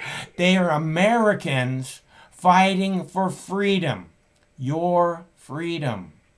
So the Occupy protesters, the protesters all summer long in Seattle. Again, in Seattle, we saw this 90-pound girl get hit right in the chest, dead center, with a flashbang grenade, which immediately stopped her heart. We saw a 9-year-old boy or girl, I'm not sure if it was boy or girl, but who got pepper sprayed in the face. We just saw a girl in handcuffs, a 9-year-old girl who got pepper sprayed in the face. Because that's who this fucking bullshit police state is. And if you don't see a reason to stand up against a fucking comply or die police state that's pepper spraying 9-year-old, handcuffed 9-year-old girls, then it's not me who's anti-American. I can tell you that for sure. But the problem is both parties, because it's just two parties in this country anyway. It's why we so divided. But if both parties are fine as long as the laws and the policies benefit them and make them secure, right? So brown and black people want laws to protect them because they are the minority. They're not the majority. Now the majority don't want them to have that protection. They want to have control. Okay? So, but and we're seeing this total flip. And that's the problem. That's why, like that video about, the guy just who just signed the bill for, getting, cups of liquor and a sandwich leaving, but yet he don't want marijuana. Right. Probably he doesn't have experience with that drug anyway, because he was taught it's a very, very bad thing. And I mean experience like how good a glass of whiskey tastes on a cool late night right before you go to bed, which is a very acquired taste to drink a cool glass of whiskey. You don't just taste a glass of whiskey and go, "Oh, that's good." You have to get like a palate for that. So you want some hair on your chest. Yeah. So So this but again, that governor doesn't believe in freedom, and it's not that he was programmed wrong. It's that he does not want to take the boot of the police state off the necks of his citizen. He does not want to do that, even a tiny little bit with cannabis. And that's the facts about why this drug war has gone on forever. Because all those pieces of shit in Congress do not want the jackbooted thug foot of the police state off your neck. They want it right there so that if you step out of line, they're gonna snap it. Yeah, and listen, I'm grew up in Tennessee, man, a majority of my life, and that's how it is there too. Like they try to pass a bill right when I retired from the military to allow legalize marijuana in just certain cities. Like this, Nashville's got 3 major cities. Yeah. Knoxville, Nashville, and Memphis. And they was like, oh no, and then they tried to do the medical, right? Yeah. And obviously everyone knows someone who smokes weed, and they like, well, they're not she's not a crack whore. She's not blowing dudes, or he's not selling plasma every other day.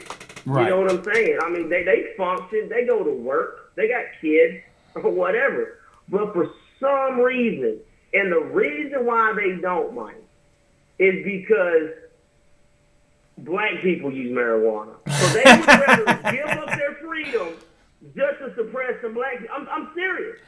This is fact-based. And well, that's Meaning- basically no, Random. That's basically what I said. Is that they Yeah. want? You're just narrowing it down to black people, the jackbooted thug of the police state, being on their neck. That's what it, as opposed to it being on all of our necks, which it's not on rich Yeah. people. It's not on rich people's neck, because if you get busted with meth or heroin or cocaine and you're a rich person, you don't do any time. You don't do any fucking nothing. You just get a little slap on the wrist and you pay a fine, and I won't do it again, Your Honor. Yeah, well, my best example in recent years is the kid from Stanford that raped a girl by the dumpster, and he got jailed for 90 days, and he was on the swim team, and he just got a sex offender. Or the kid that was a 14-year-old that stole his parents' vehicle and got drunk, stole from a gas station, and ran over 3 or 4 people that was helping somebody that had car trouble on them. Yeah. And he got no time in jail. Yeah. Yeah, you're absolutely right. If you have money, that's a perk. But the thing is, those type of people that got money, they don't want people to get a $15 hour minimum wage. They don't want no competition at their level. You know why they don't want that, Brandon? Because then you might be able to eat at the restaurants they eat at, or you might be able to vacation in the places they want, and they don't want riffraff like you down there. Well, listen, just look at it this way. There's only 9 countries with nukes. That's the reason why nobody else wants any other countries to have nukes. Because if you have nukes, you get a seat at the table. You get to dictate the world currency. You get this and that. You get perks if you have nukes. But if you ain't got nukes, well, it's not just that. It's not just that you get perks. You also get, not threatened anymore. Oh yeah, exactly. Yeah, right. So, what sanctions are going to stop me from launching a nuke?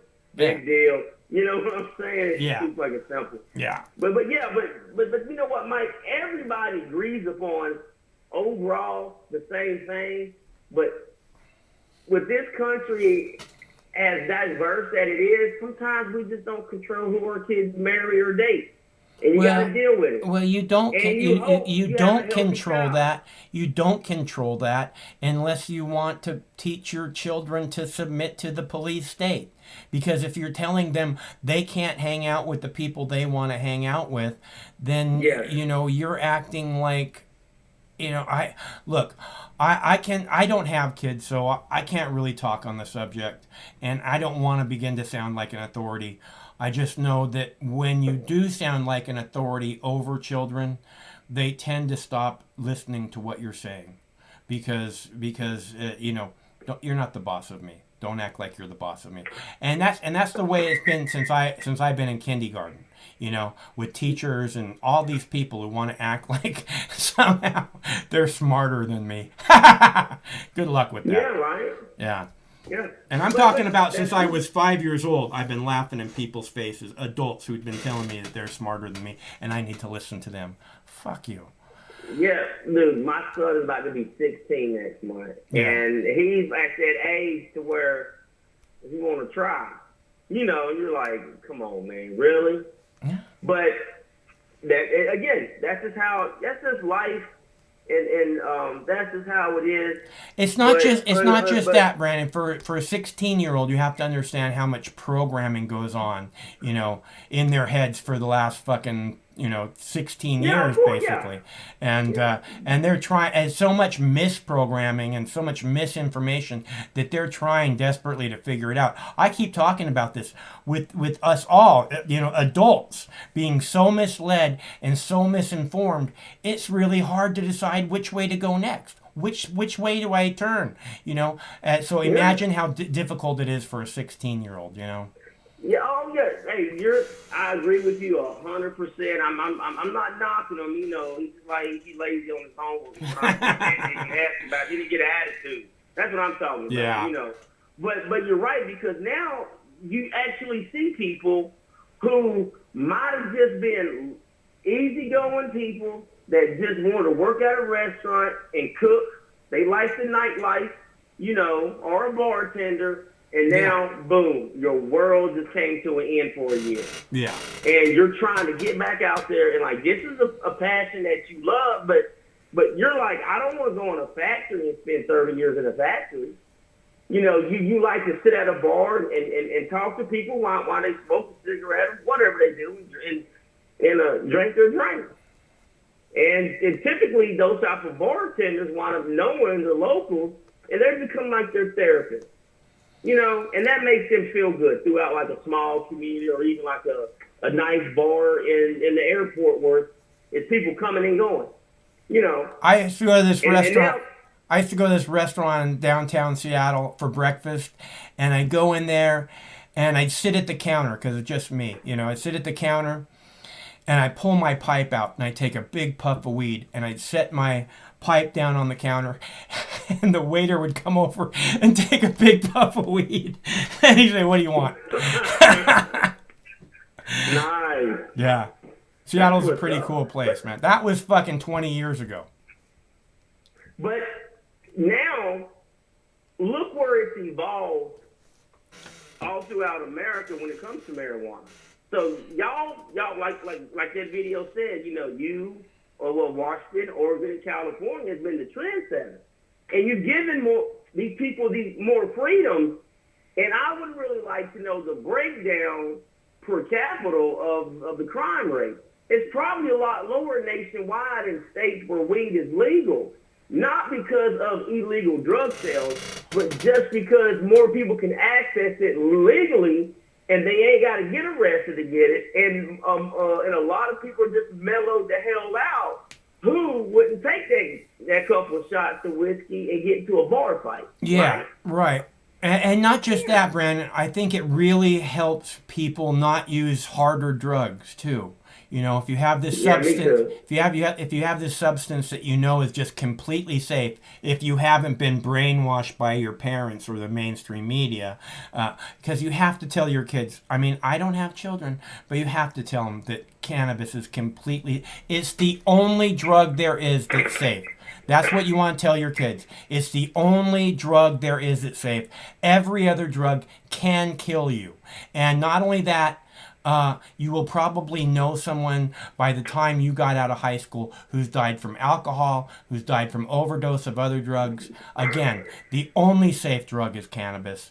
And I think if you don't make that clear, that it's a big mistake. But I don't have children, so I don't have to, you know, it doesn't really matter. Oh no! Listen, my oldest two daughters, they're 22, the twins. Yeah, they do that, you know, and Well, their mother doesn't like it, but hey, they're grown. For women especially, I think you have to make clear that, again, cannabis is the only safe drug there is. And what you do is you tell them at age 15, at age 13, it's the only safe drug there is. And you will not, if you have your own cannabis, you will not be raped. Okay, if you take one drink too many, which we've seen this happen again and again, if you take one drink too many, alcohol is the #1 date rape drug in the world, right? So if you want to protect your daughters, if you want to, you know, protect your sisters, whatever it is, you tell them this is the #1 date rape drug in the world. Okay, I have now told you that. So if you go out and you have one drink too many, then you have been warned, and it's no longer on me that I didn't try to do right by you. Yeah, no, man. I mean, you're dead on with that philosophy. I mean, you know, and then also you got to look at the bad actors that certain drugs attract. Correct? Yeah. And especially like if it's alcohol. illegal. Especially if it's illegal. Yeah, Well, go ahead, yeah, alcohol. yeah. Go ahead, alcohol. Yeah. No, but yeah, like alcohol or these type of drugs, you know. But marijuana pretty much doesn't attract a lot of violent people that's going to do, you know, bad things to somebody. Well, I'll say this. And I could be naive, but it seems to me they're more trustworthy. I think stoners are the nicest people in the world. So Yeah, I wouldn't disagree with you. Really, I wouldn't. just Because, generally you know, they're not speaking, trying to take just generally speaking, they want to have a smile on their face and maybe a snow cone would be good, you know? Yeah, right. Ain't nothing wrong with that. Yeah, but yeah, Mike, that's it, man. All right, Brandon. It's good to, It's always good to all hear right, from brother, you. Take care. Okay, I hope I talk to you All right. soon. Okay. And this is what I'm saying is, it's the only safe drug there is, okay? This is what you have, again, I don't have kids, so I'm not authority in children, but in my opinion, you have to install this into them so they know the truth. Because if you lie about how no drugs are safe and then you're sitting there having a cup of whiskey or whatever, again, in front of your daughter, who this is the #1 date rape drug in the world, alcohol. Every single day, 1 million women around the world get raped because they had one drink too many. That's the facts. And if you're not teaching your daughters that, especially, and this is why you have to teach them that cannabis is the only safe drug, is because they're gonna want to party. Okay? They're gonna want to party. All their friends are partying, but if they know alcohol's not safe, if they know cocaine's not safe, if they know methamphetamine, if they've been taught, all these things can kill you. You can get, these are going to attract the wrong people, as Brandon was saying. But if you teach them that cannabis is safe, then at least you try to do right by them. Hello, caller. Hello, my name is Robert. Okay. How are you doing, Robert? I'm doing great. How are you? Fine. Hey, have you realized the rising tyranny in our country? What about it? How we're being we are being brainwashed by mainstream media. I absolutely agree with you. And they're this thing that the liberals call the cancel culture. It's destroying this country. It's taking away our freedom of speech. Okay, so you don't think that Fox News is part of the mainstream media that's misinforming you and leading you in the wrong direction? Yes, I believe. It's to cover the tyranny that is rising in our country. Right. But then you say the liberals. It's both sides. Yes. It's both sides that are raising the tyranny. If it were not, then one side would be screaming about the tyranny that's raising in our country, and they're not, are they? That's the thing. The mainstream media is trying to cover it up, so the public cannot realize it. The mainstream media is horrible. I can't agree with you more. They're trying to divide us. They're trying to keep us in fear. I agree. That's their main point, their main purpose at this point, the way they see things, which their main purpose should be to inform us and to let us know what it is that happened today. They're dividing the country into two. Yes. They're actually dividing it into the smallest groups they possibly can.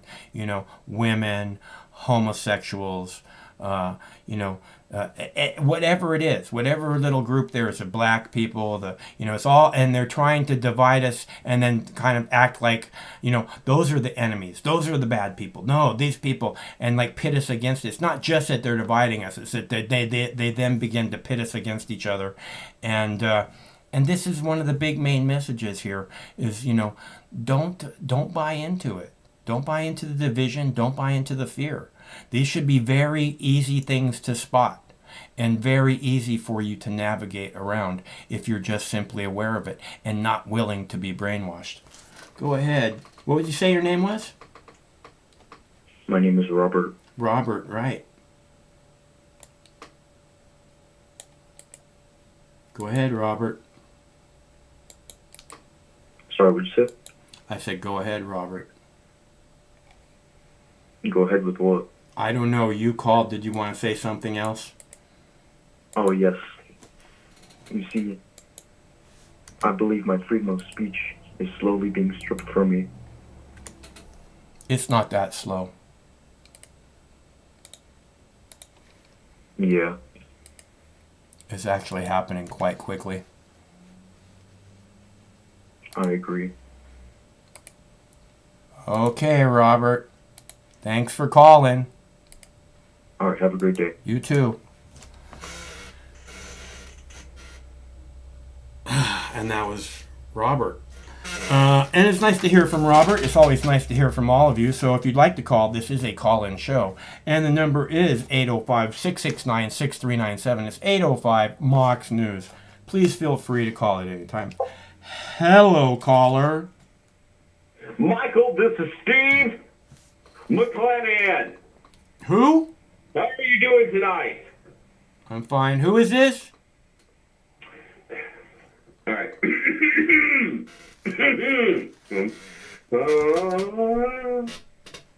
This is Steve motherfucking McClanahan. Oh, okay. I know that person. Oh, okay.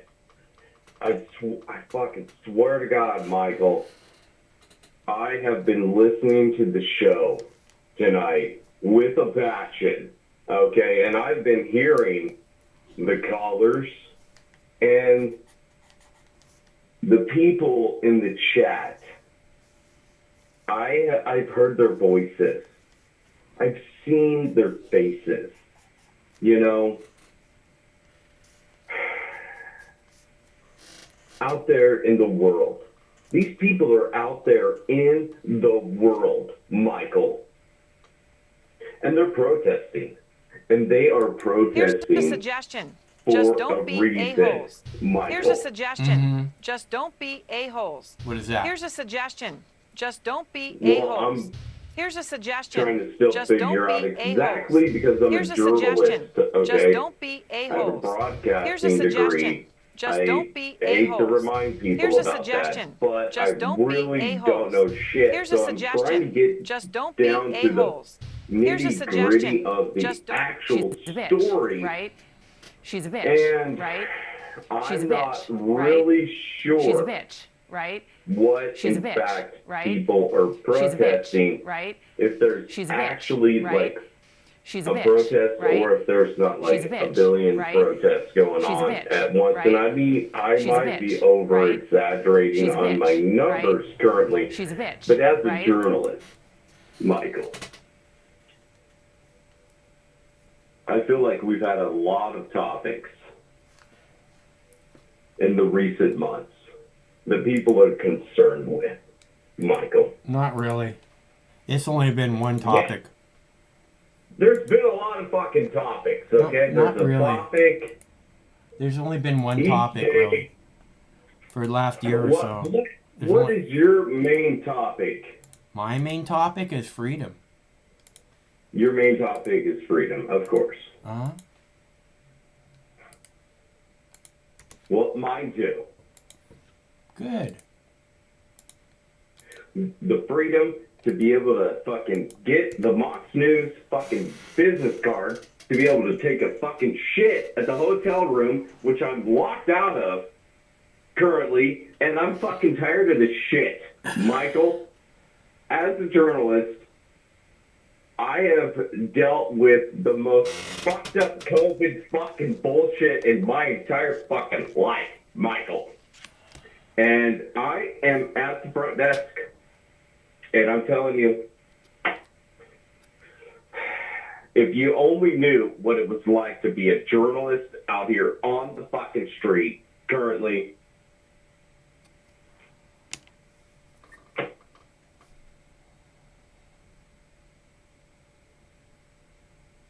you would know. Uh-huh.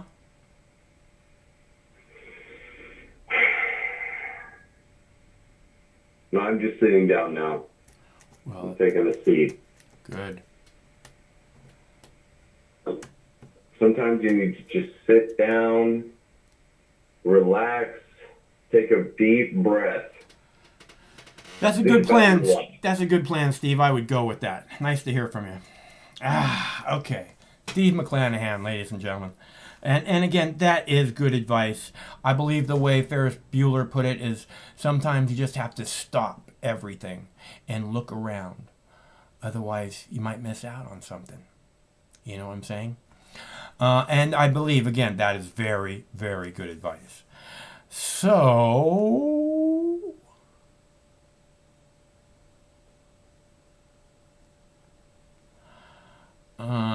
So I'm getting hungry. I have a couple of videos left for you guys. Again, this is a call-in show, so if you'd like to call, the number is 805-669-6397. And I thought that you guys should see this because this is real. And, you know, you need to see stuff like that for sure. Uh-oh. Hello, caller. Hey, Mark. This is Manny. How's it going? Okay, Manny, how are you? I'm great. Just looking at your video feed. I just YouTube. Okay, good. Nice, thank you. So I was looking at the title of your video though. How come you come into that conclusion though? Because How come what? How come you come with the title of that video? What The video stream. What do you mean?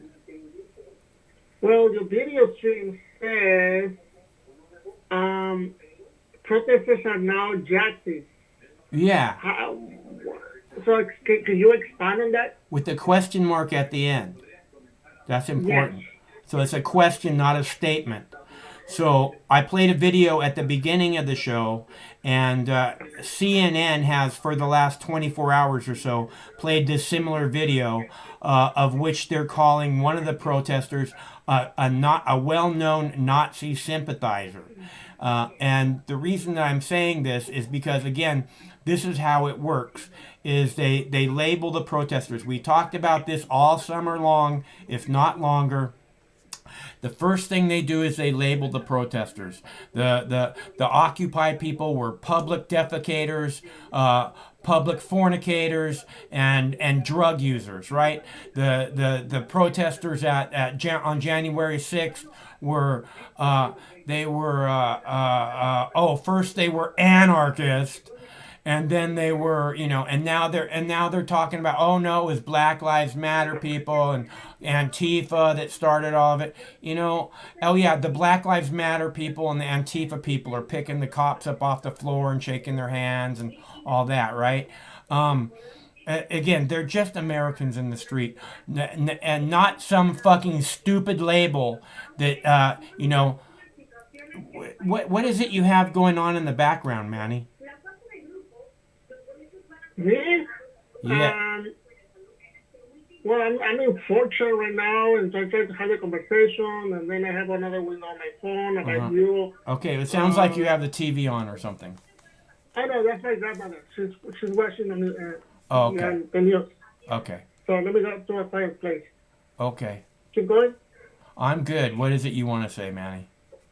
No, I mean, you're kind of right on that aspect of trying to demonize the other. Well, it's not one side or the other. It's not one side or the other, Manny. It's, again, you see the CNN demonizing the January 6th protester just the way you see the Fox News demonizing them. Okay? We saw the CNN demonize the Occupy protesters just the way the Fox News did it. And then all of a sudden, these are the people. See, then all of a sudden there was sympathy for the people in the street in Occupy because they saw the outrage of the American people saying, how dare you talk about these people in that way? All of a sudden they're, but the division that we have now, I think, doesn't allow people to say, how dare you talk about the protesters like this? Because for so long, it's been this division thing. It's not, nobody calls them Americans, Manny, only me. That's true. They're Americans. So unfortunately, the people with these so-called Americans, so is that they're only like a tiny minority that is making so much noise that they are screwing everyone's party. Though, I mean, I'm not gonna blame them for their right to protest, but I do think some of their tactics are making us the rest look bad. Oh, but again, that's arguable, basically. Right. So, but the cops don't look bad, right? The cops are the ones shooting them with bullets. The cops are the ones dropping flashbang grenades on them. The cops are the ones gassing them. But the protesters are the ones that are looking bad. Is that right? I mean, let's face it, Mark. I mean, if you look at the videos of the protests, though, these protest keeps most of the, a lot of the times they know what they're doing though, because they have some. I mean, they have tactics out of like they form lines. They have military tactics and stuff when trying to protect themselves. So You have to have you have to have. Look, it's not just them that's protecting themselves. They're protecting other people there too. Okay, against evil police state that's shooting at them.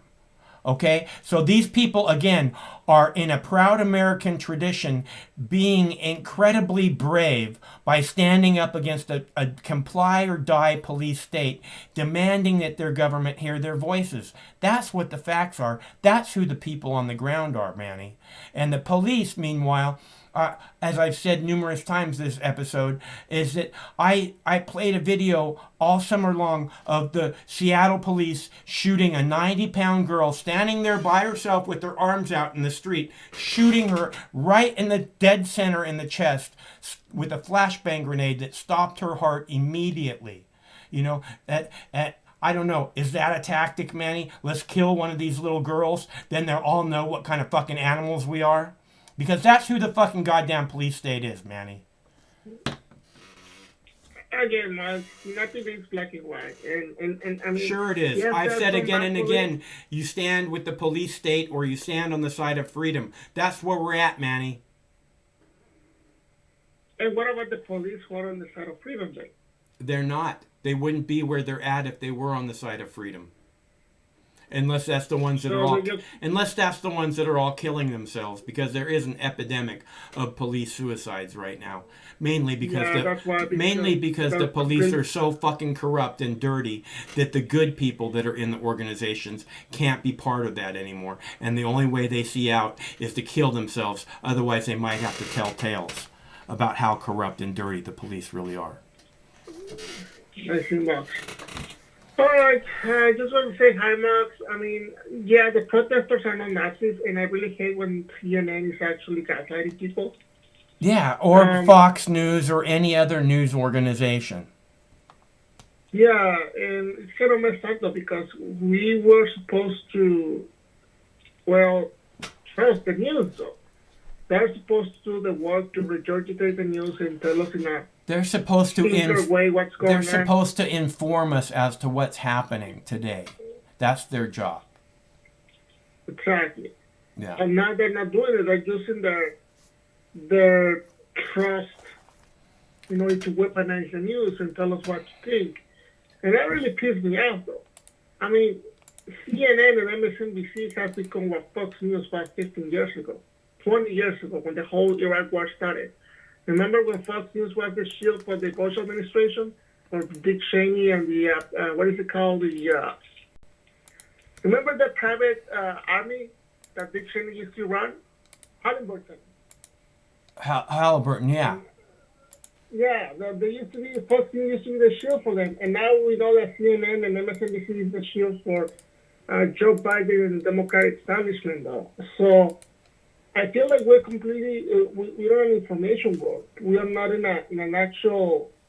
Nobody's telling you the truth. Everyone's trying to sell the narrative to you for some reason. They're trying to divide people. They're trying to scare people, and for what? Yeah, what's the goal? What's the end goal? The goal, because there is. They say that there's safety in numbers. And I've told you this again and again, Manny. If we can move beyond the divide, if we can move beyond the fake fear, then we, the people, have all the power. But if they have us divided, if they have us looking at each other like we're afraid of each other, then they have all the power and they can get away with all the crimes they want. Right, Manny? Mm-hmm. Okay, so that's why, Manny. I don't know, man. Things get more complicated and more complicated all the day. And quite frankly, I don't trust the news anymore.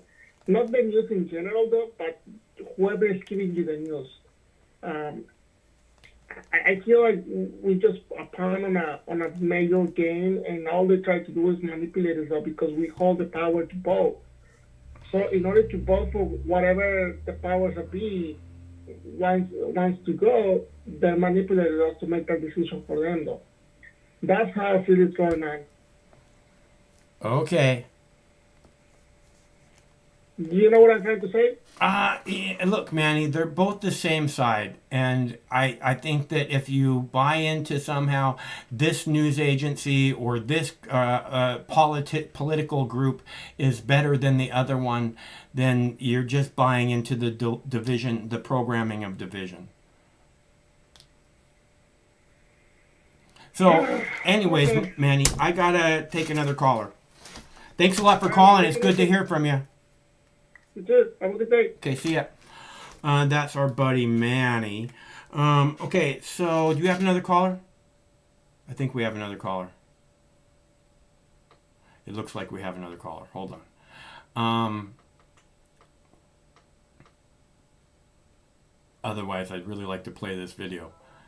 But we have another caller. So, hello, caller. Oh my God, Michael, I am so sorry. This is Steve McClanahan. We got disconnected. I am so sorry. I have bad service out here on the line. And I'm putting my life out here on the line, too. But what's worse is trying to get phone service out here, Michael. I tell you what. And I'm so sorry. I'm going to apologize right now up front. Are we live? Yes. Oh my God, we're live. Here's a suggestion. This is Steve Just McClanahan. don't be This a-holes. is breaking news. Here's We're a suggestion. out here on the Just don't be front line. a-holes. Ladies Here's and a gentlemen, suggestion. Just there's don't a be lot of a-holes. breaking news. Here's a suggestion. We've got a lot Just don't of be shit a-holes. going on Here's a currently. suggestion. People Just don't be in the a-holes. world Here's a are suggestion. Just don't be a-holes. defecating. Here's a suggestion. After Just taking don't the be vaccination, a-holes. Here's a it's suggestion. even worse Just than don't you be can even a-holes. fucking Here's a suggestion. believe She's a people bitch, out there right? in the world. She's a bitch, It right? is, there's She's a people bitch, that are right? running She's a bitch, right? rampant. Michael, She's a bitch, can right? you hear me? She's a bitch, Yes. right? She's a bitch, right? She's a bitch, right? Okay, Michael. She's a bitch, All right, right? I got more She's a bitch, breaking right? news. Oh She's a my bitch, fucking right? God. She's a bitch, People right? are She's a bitch, defecating right? out of Here's their a ears. suggestion. It's Just not don't be funny. a-holes. It is not Here's funny. a suggestion. It's Just bad. don't be a-holes. Here's a suggestion. Just don't be a-holes. Breaking news. Here's a suggestion. Michael, that Just is don't be not actually a-holes. true. Here's a suggestion. Just a large Just don't amount be of a-holes. earwax Here's a suggestion. currently Just in the don't be people's a-holes. ears, and people Here's are a suggestion. freaking out. They're Just don't starting be to notice a-holes. weird shit, She's a bitch, weird right? bumps, and She's a weird bitch, fucking right? wax She's a that bitch, they should not right? be smoking She's a out bitch, of their right? eardrums She's a bitch, currently, right? Michael. She's a Breaking bitch, fucking right? news. Oh my She's a God, over bitch, here at the Mox right? News She's a desk. bitch, right? I swear to She's a God, bitch, get off the right? road. She's a bitch, right? Yeah, She's a the bitch, news right? that's breaking She's a in bitch, each right? second, She's a bitch, Michael. right? I cannot She's a fucking bitch, believe right? it. Here's a suggestion. Just don't be a-holes. Here's a suggestion. Just don't be a-holes. Here's a suggestion. Just don't Michael, be we got a-holes. breaking Here's a fucking suggestion. news. Just don't be a-holes. 27 Here's a suggestion. fucking Just people don't be a-holes. Here's a take suggestion. a Just bunch don't of be drugs, a-holes. and Here's a they're all suggestion. dead. Just don't be a-holes. Breaking fucking Here's a news. suggestion. Just don't be They should have done a-holes. marijuana. Here's a I'm just suggestion. saying. Just Just don't saying. be a-holes. Here's a We're suggestion. looking at more Just don't news. be a-holes. Here's a Holy suggestion. shit, Michael. Just don't be a-holes. Holy Here's a fucking suggestion. shit, breaking Just don't be fucking a-holes. news. Here's a The suggestion. fifth element Just don't be is a-holes. coming out with the fifth fucking element too. It's She's a a bitch, right? sequel. She's a bitch, Holy right? shit, She's a Michael. bitch. They can't do that. They She's a can't bitch, do that. right? Fucking She's a Bruce bitch, Willis is right? like 90 years She's a old. bitch, They can't do right? that now. She's a bitch. I mean, Mila right? Mila She's a Jovovich bitch, is still right? something. She's a bitch, But right? Bruce Willis. She's a just, bitch, right? He's ate up. She's a bitch, Breaking right? fucking news. She's a bitch, Bruce Willis right? is She's a a bitch, fucking right? alien. She's a bitch, right? She's a Duh. bitch, right? She's a Shit, bitch, you don't think right? they fucking were She's a bitch, right? doing a fucking She's a bitch, right? sequel She's a bitch, to a right? fucking goddamn She's a bitch, alien right? flick? If the son of a bitch was not already a fucking alien back there in 1993 and shit. Look it up. Google the shit. I don't know. Space film or some shit. I don't fucking know anything about any of that shit. But Bruce fucking Willis over there, I swear to God, the son of a bitch is doing the movie. I guarantee it. They're coming. It's reality. Gary fucking T. I'm over here at the news desk, breaking fucking news, not giving a shit, looking it up. I have my sources. You know, I got the documents, sons of bitches, over here exclusively at Mox News. She's so a go bitch, fuck right? yourself. She's We a also bitch, own right? the name She's a The bitch, Redskin. right? She's so a bitch, eat a dick. right? That's also She's a bitch, a part of right? the name. She's a bitch, right? Not you, She's a Michael. bitch, I'm not talking right? about you. I'm She's just a bitch, saying right? it's part of the name. She's a bitch, right? She's a bitch. You can say right? it. It's freedom of She's speech. a bitch, right? We also She's a own bitch, the right? Redskins name, so She's you a can bitch, eat a right? dick. It's She's a bitch, a right? part of the name. She's a bitch, We right? fucking own She's a it. bitch, It's, right? It's She's a evolution. bitch, right? Okay, people. She's a bitch, Michael, right? She's a I've bitch, got a lot right? of news that She's a just bitch, came up. right? I've got to go. I've got to look into the shit. Ladies and gentlemen, this has been Steve McClanahan, and I love you. Thanks for calling. Nice to hear from you. She's a bitch, right? She's a bitch, right? She's a bitch, right? Steve McClanahan. She's a bitch, right? All right. She's a bitch, right? She's a bitch, right? She's a bitch, right? That Trump won the election.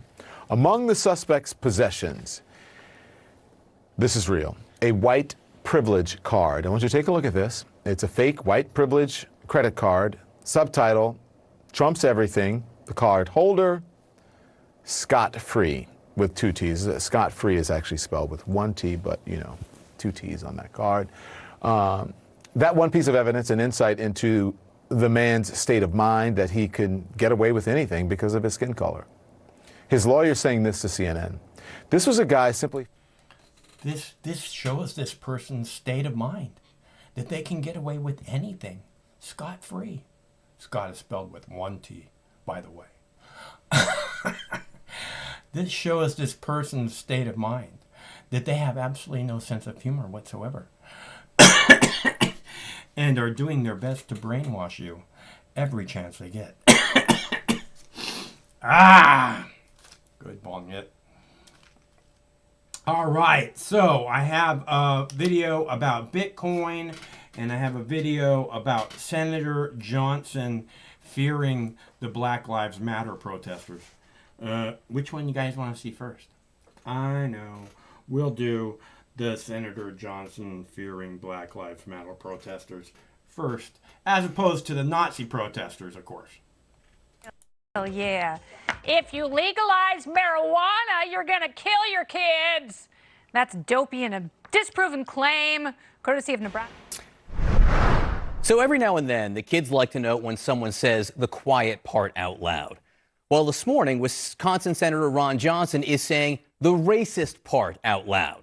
Listen to how he explains why he was not worried about the Capitol insurrectionists and what would have concerned him.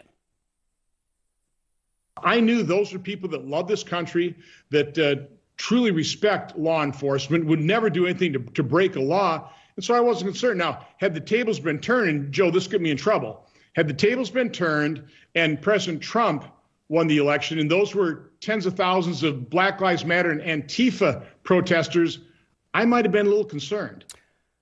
So if you're keeping score at home, people chanting, "Hang Mike Pence," a guy wearing a Camp Auschwitz sweatshirt, people literally beating law enforcement with flagpoles, Ron Johnson puts them in the "Love This Country" column. But Black Lives Matter? Whoa! Now he's worried. It's what could be called a single entendre. What other way is there to read it than Johnson saying largely white protesters promising death and violence and democratic upheaval, not bad, but largely black protesters, really bad? Johnson, you might remember, is that guy who read a statement into the congressional record that called the invaders jovial. Does that mean they wanted to hang Mike Pence with a smile? Like, what's the friendly version of a Camp Auschwitz sweatshirt? Of course, dozens of police officers were injured and 1 killed during the riot. More than 300 people are now facing charges connected to the siege. Joining us now, CNN political analyst Sungmin Kim. She's a White House reporter for The Washington Post. One open question from Senator Johnson. He said his racist comments could get him into trouble. Any sign of that, Sungmin? And with that, I mean, among Republican leadership or officials? We haven't heard anything from Republican officials yet, and they've been silent on the kind of remarks that Senator Johnson has been making lately, because it's probably one of the more extreme comments that he's made, but it isn't the first that he has made, particularly as it relates to this January 6th insurrection, and his office has not clarified his comments. I'm sure Senator Johnson will be asked about this later today, but it's just really hard to square what he is saying. And he acknowledged that this might get him in trouble. It's hard to square what he is saying with just the images that you were just showing. These were not people who love law enforcement, to be clear. I mean, you saw the images of police officers who protect the Capitol every day being beaten, being, crushed indoors. It's just these horrific images. And Senator Johnson is kind of defending them here. And it just follows this long, clearly these comments are a more extreme example, but this is kind of a long pattern, what we've seen from Republicans, kind of creating this false equivalency between the Black Lives Matter protests over the summer, which some did get violent, to be clear, but trying to equate that with what happened on January 6th at the Capitol, which is completely on a different level and a huge attack to our democracy. Well, to your point, it's this continued false equivalency, Sungmin. It's this revisionist history that we're seeing, right?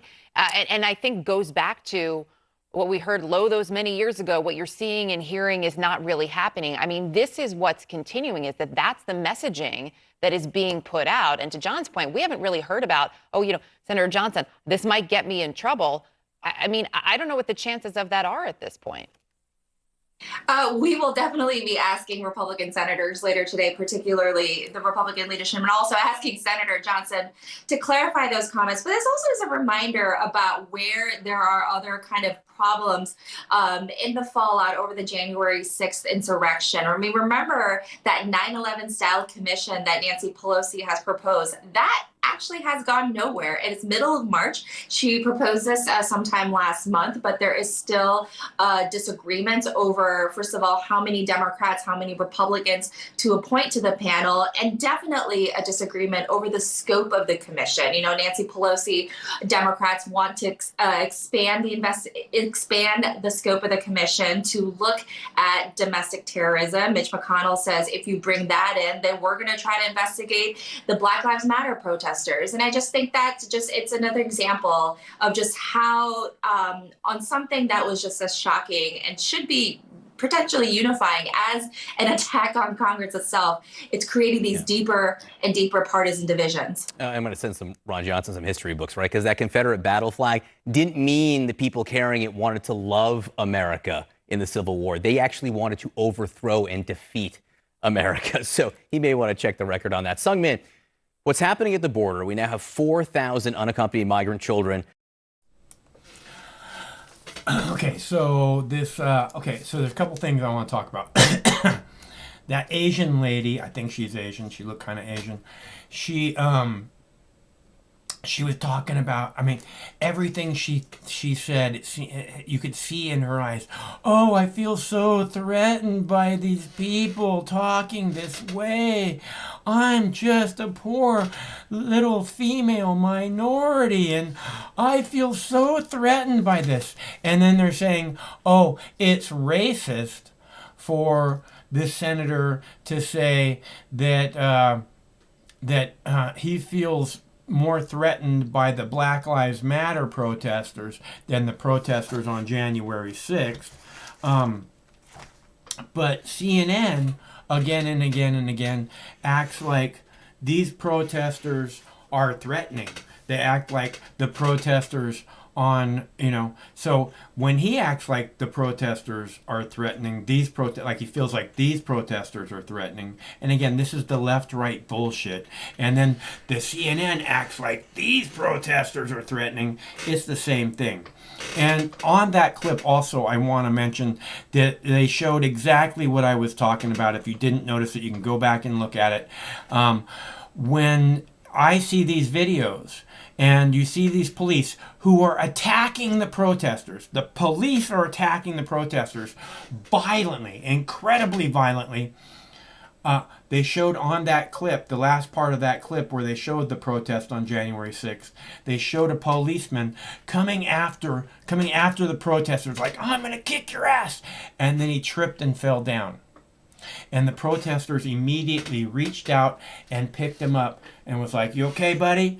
And then they just stepped back. Okay, it wasn't the protesters that were incredibly violent on that day. So we're clear.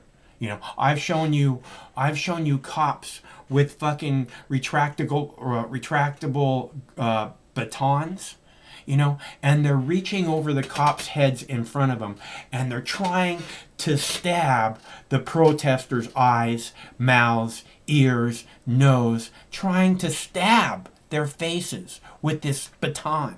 Not just whack, whack, whack on the top of their heads, trying to stab their eyes out. That's who these cops were. Incredibly fucking violent. I've shown you that video again and again and again. The media seems to have stopped playing that video, perhaps because I pointed it out repeatedly. And you know that they pay attention to what it is we do here. Or if you're new, you might not know that, but they do.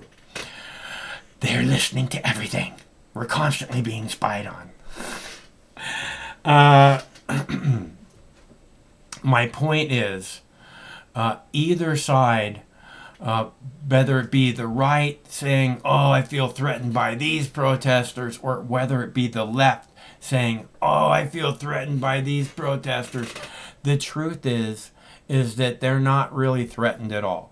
They have armed guards 24/7 around them. They have a giant barbed wire fence. They're not threatened at all. But when they say that, again, this is this theater where they're talking to this suckers and they're talking to this suckers. So these suckers go, oh, that side's the bad side. And these suckers go, oh, that side's the bad side. So again, they answer what the people are saying. You're right. These are the bad ones. We're so afraid of them. Doesn't matter which side it is. That's just how it works. Hello, caller. What's up, Mike? It's Joe in Tucson. Hey, Joe. Hey, man. This has been a struggle session, dude. Like, I can't even tell you, like, how mangled everything is. We're not even talking about, like, either side bringing a platform of what they stand for. This is soap opera shit, dude. That's what I've been saying for years, man. It doesn't matter which side's in control. We get the same outcome every time. No, you know what? I don't buy that, man. I know you don't, but that's what the facts are, Joe. That's what you just fucking said. That's what you just said, dude. Okay, go ahead. That's what you just said. That's what you just said. You said, right? Go ahead. Let me break it down. If you want to explain your case, go ahead. I'll shut up. No, I've explained my case quite thoroughly. Okay, here you go.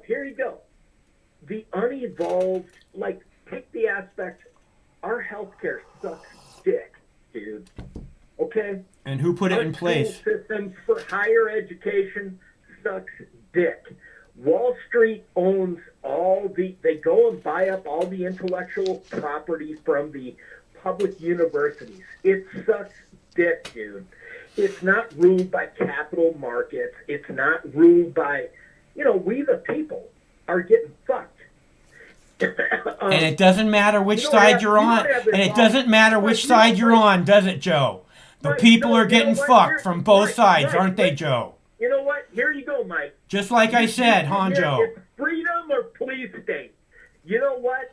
You just said the people. You just said the people are getting fucked. Are you saying just one side is getting fucked, or are you saying both sides are getting fucked? Because the truth is, both sides are getting fucked, and you know it.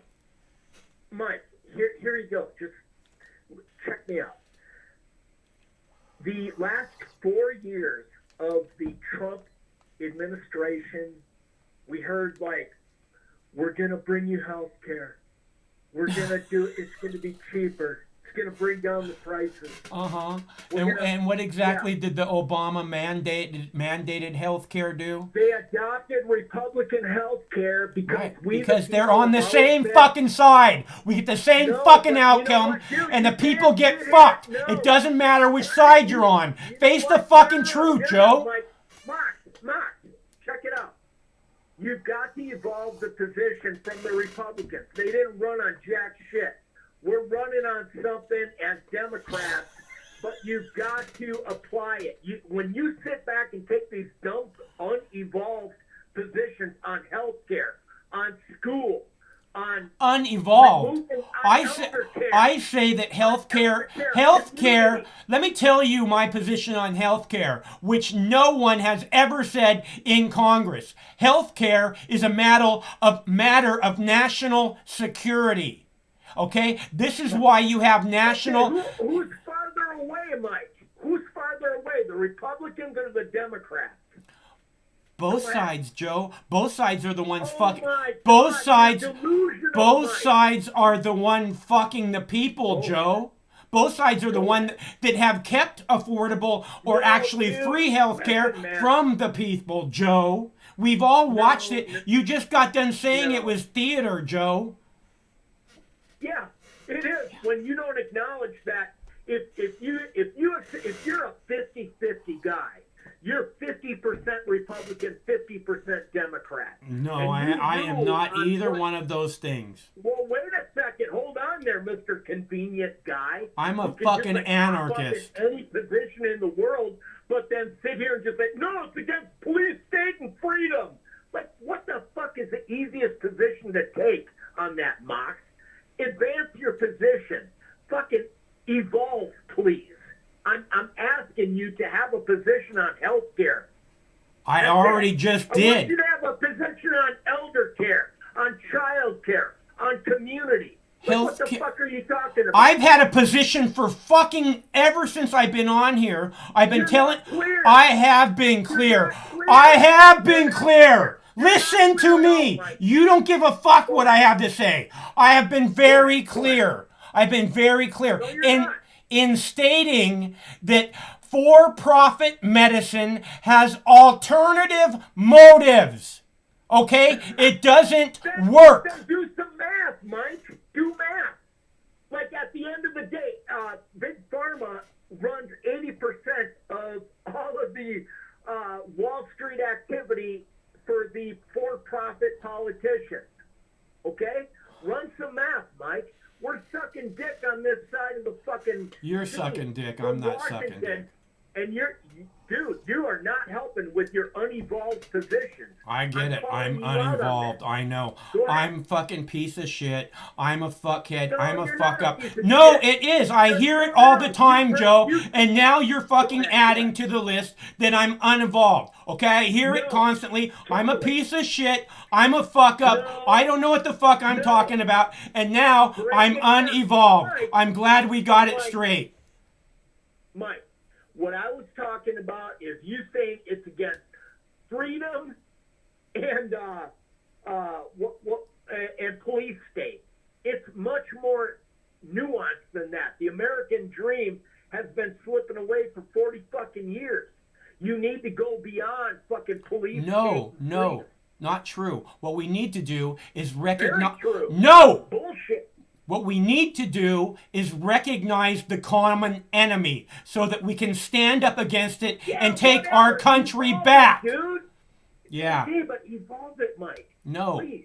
No. Why? Because we have to recognize a common enemy. If you evolve it, then we break it all down so that we're recognizing all these things that are wrong. No, we have to recognize the common enemy, which is the goddamn Democrats and the goddamn fucking piece of shit Republicans that have worked together to bring us to this moment right now in history. Okay? That's the facts, Jack. I am right. Who else brought us here, Joe? All right, you're right. Now, what happens after you have proven the Republicans and the Democrats wrong?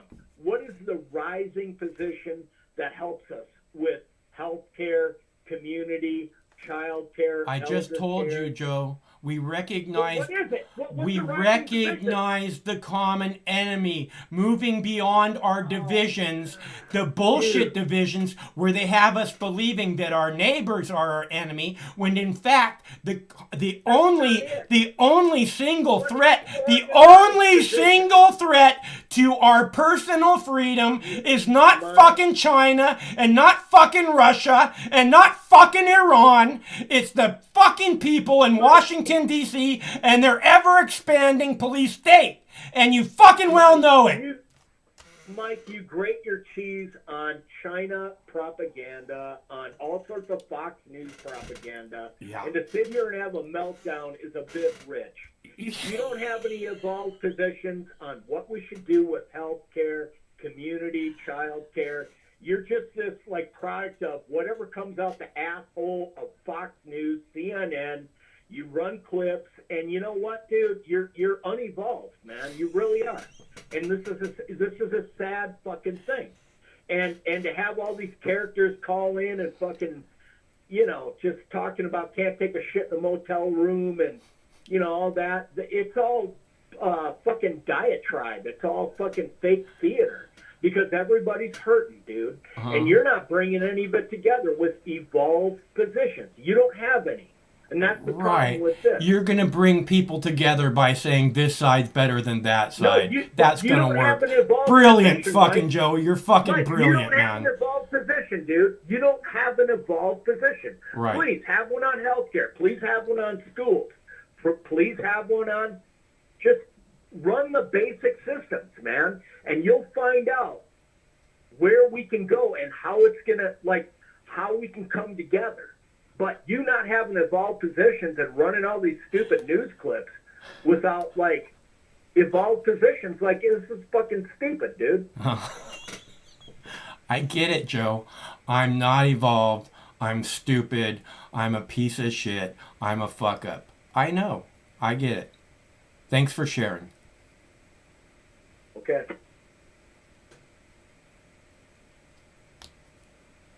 Because that position is so evolved. So brilliant. No, dude. I'm just saying.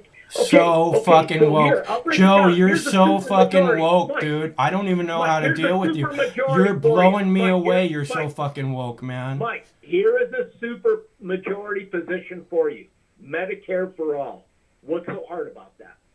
I think that, look at, man, fucking Barack Obama went into office, became the president of the United States, promising that he would fight for the public option. Okay, for the single-payer public option, which is Medicare, and he didn't do it for 1 fucking second. Okay, and you know why? Because the Democrats are exactly the same fucking piece of shit on fucking healthcare as the fucking piece of shit Republicans. Check. Got it. What did Donald Trump do for 4 years as he promised to run and floated mentions of a public option as Medicare for all and also the cheapest insurance with the lowest premiums? What happened, Mike? The last 4 years were run by run by Republicans. In the first 2 years, they had a super majority. They had majorities in the House and the Senate, executive branch, and the judicial system. What did they do, Mike, with the last 4 years? Go ahead. They did exactly what the Democrats did when Barack Obama. I thought you were going to listen. I thought you said you were going to listen. They did exactly what They did exactly what the Democrats did when Barack Obama was elected, and they had the House, and they had the Senate, and they could have made anything happen at all that they wanted to do because they had the House, and they had the Senate, and they had the White House. And what did they do? They mandated us buying insurance. They didn't do. Wait. They didn't do a single thing on fucking. What? Wait. Mike, did you zombie back to 2008, or are you going to count for the last 4 years? I'm telling you, they're exactly the fucking same, and you won't fucking listen. Mike, let me frame it for you, okay? Because you seem to have a They're problem. exactly the fucking same. I don't need it framed for me. Mike, hold on. Just hold on. Mike, the last 4 years and in the 2 years of Trump's beginning of his presidency, he had a majority in the Senate, the House. Just like Barack Obama. And him at the executive. Just like Barack Obama. Hold on. Don't give me that. Just like Barack Obama.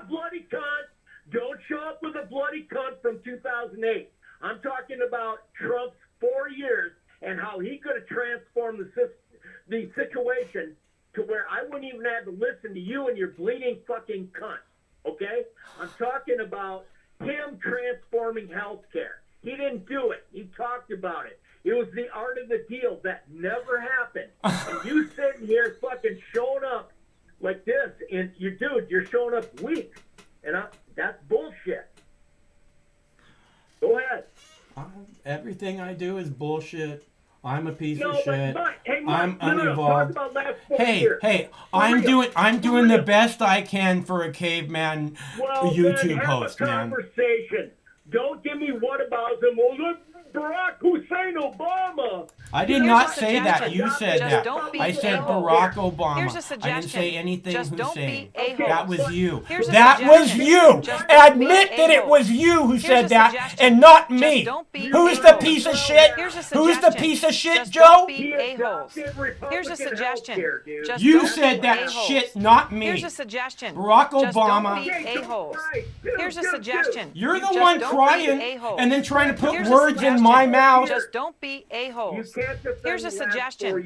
Just don't be a-holes. That's it. Here's a suggestion. I wouldn't Just begin don't to be try to a-holes. defend Donald Trump, Here's a who is suggestion. also a horrible Just piece don't of be shit. a-holes. Who I've made very Here's a clear suggestion. that Donald Just Trump is a don't be horrible piece of a-holes. shit again and again and again.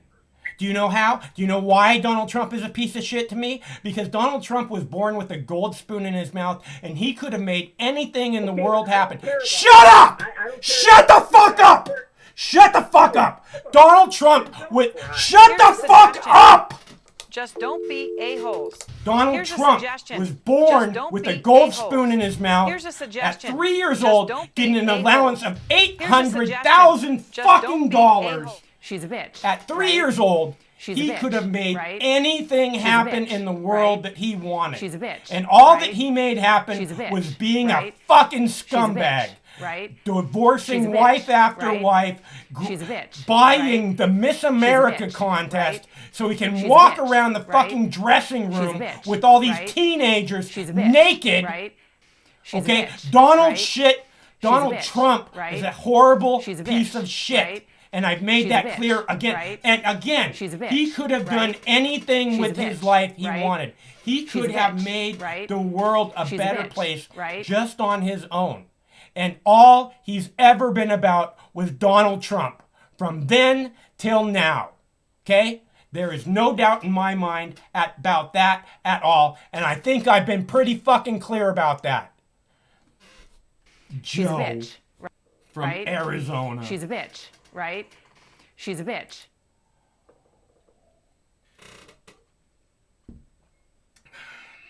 Yeah, I'm having a breakdown. I know. I'm a piece of shit. I'm a horrible fuck up. I'm unevolved. That's so woke of you, Joe. I am a simple caveman television producer, YouTube producer, internet show producer. I've had all those titles. And I've many times made it clear. I am a simple caveman host. I do what I know how to do. and I say what I see. And for whatever reason, that I'm a horrible piece of shit, that I'm a big fat fuck up, that I'm unevolved, you know, I do my best. I don't pick Donald Trump's side. You guys know I don't pick Donald Trump's side. I don't pick Nancy Pelosi's side. I don't pick Mitch McConnell's side. Not for one fucking second. And you know I don't. So whatever it is that Joe seems to believe, you know, I hope most of you can see beyond that. I think, if I haven't made it clear, the people in Washington, D.C. are the enemy. They're the enemy of the people. They despise you. They see you in every negative label that they can possibly attach to you. They despise you. You disgust them. Unless, of course, you have billions of dollars. And this is the reason that I say, we can dominate this, okay? We can own our government again. And it doesn't take an act of violence. We don't have to, stand up and trample the comply or die police state. We don't have to do that. All we have to do is come together, recognize the common enemy. We don't even have to come beyond our divides. We just have to recognize that both sides are the ones that have led us to this moment in history. Misled us to this moment in human history, in American history. And that the American people deserve better. And that we've been misled purposely. So I'm just trying, and I don't see that any side is the slightest bit better than the other side. You know, I don't see any side talking about the completely failed drug war. You know, I don't see, I mean, if they're different, you know, you would think that one side or the other would be talking about ending the endless wars. I don't see either side talking about that.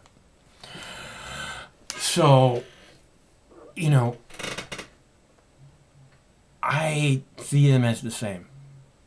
And that's what Joe can't take. He sees one side as better than the other side. That's what the caller before can't take. He sees one side, these protesters are better than these protesters. The main thing that I want you to understand is that the government, both sides, right, left, RD, Republican, Democrat, both sides, see the protesters as potential domestic terrorists. If you don't see that, it's because you don't want to. And I've laid it out very clearly. And there's a reason why I say, you know, you either stand on the side of freedom or you stand on the side of the comply or die police state. Because we've seen the people fighting for freedom in the streets. And we've seen the comply or die police state pepper spraying 8-year-old little boy, 9-year-old little girl in handcuffs. If you don't think that's something to stand up against, if you don't think it's something where a clear line should be drawn and that you should stand on one side or the other of that line, you've bought into the programming. You've eaten it up hook, line, and sinker. And that's okay. It's your choice. It really is. Because I spelled it out differently. And if you want to see it differently, you can. Because I just spelled it out. Or you can be completely embedded, like Joe, in this fantasy that one side or the other is a better side.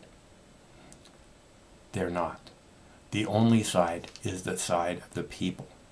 And if we overcome, we don't even have to overcome our differences. We don't have to do that. We just have to recognize the common enemy, which is, again, the people in Washington, D.C. They're the only true threat to your personal freedom. the people in Washington, D.C., and their ever-expanding police state. Not Iran, not China, not North Korea, not Russia. None of them are any way, shape, or form as big a threat as the people in Washington, D.C. and their ever-expanding police state. I don't know how much clearer I can make it. I'd really love to try and make it clearer.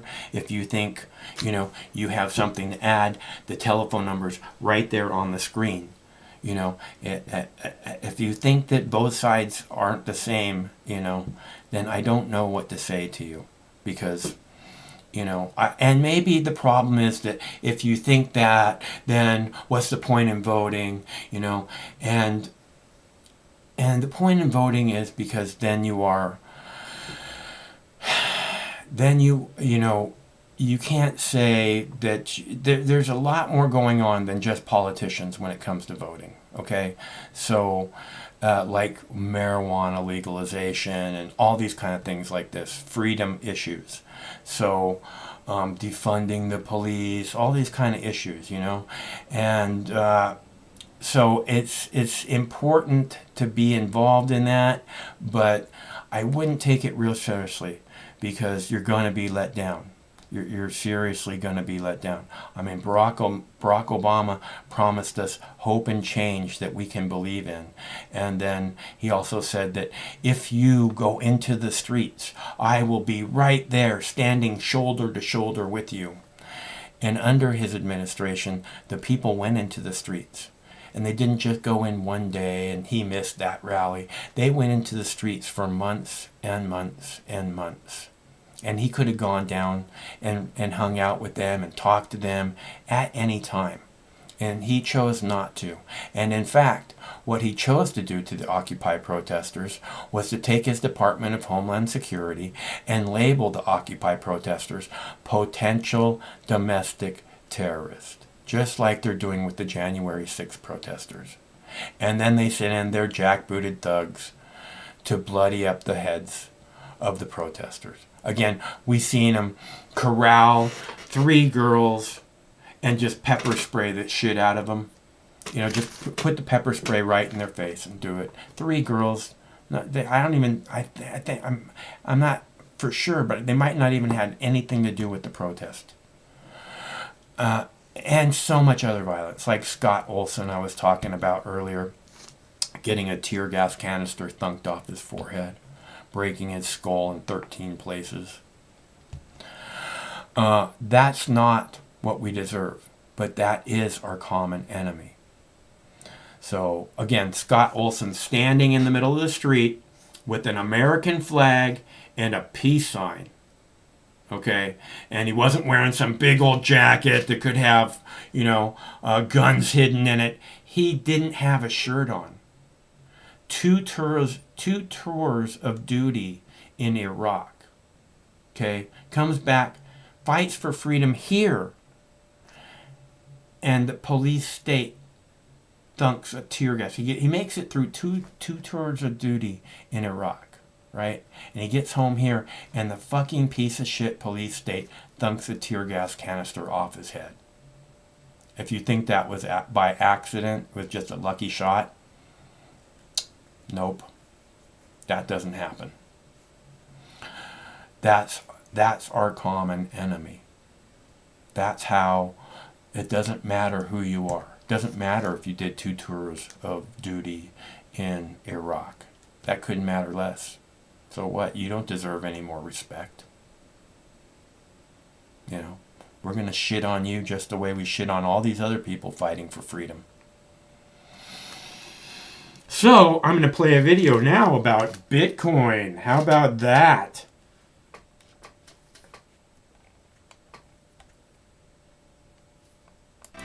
So Bitcoin is retreating a bit after surging to a record high of over $61,000 this past weekend. The cryptocurrency has more than doubled in value so far this year. So let's go to our John Defteris to talk more about this. John is in Abu Dhabi. Hi, John. Lovely to see you. Bitcoin really seems to have a life of its own, doesn't it? I mean, it's added $10,000 per coin in less than a month. What are the key drivers here behind this rally? Yeah, and it's doubled since the start of the year, Robin. That's something. It's in Bitcoin we trust is what investors are telling us right now. Let's give everybody the latest quote here. We topped out at a record on Saturday on the weekend trade at 61,074. As you can see now, it's trading below 59,000. So there is volatility there. But there are three key factors, I would suggest, Robin, that are driving this market right now. The most recent one is the concern about hyperinflation re-emerging because of all the stimulus we see being spent around the world, particularly in the United States, $5 trillion over the last year alone, and nearly $2 trillion here by the Biden administration, even though the U.S. Treasury Secretary Janet Yellen says we have it under control.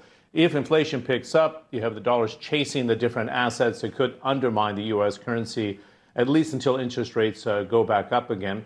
There's wide corporate use now of it, or wider than we had even 3 or 4 months ago.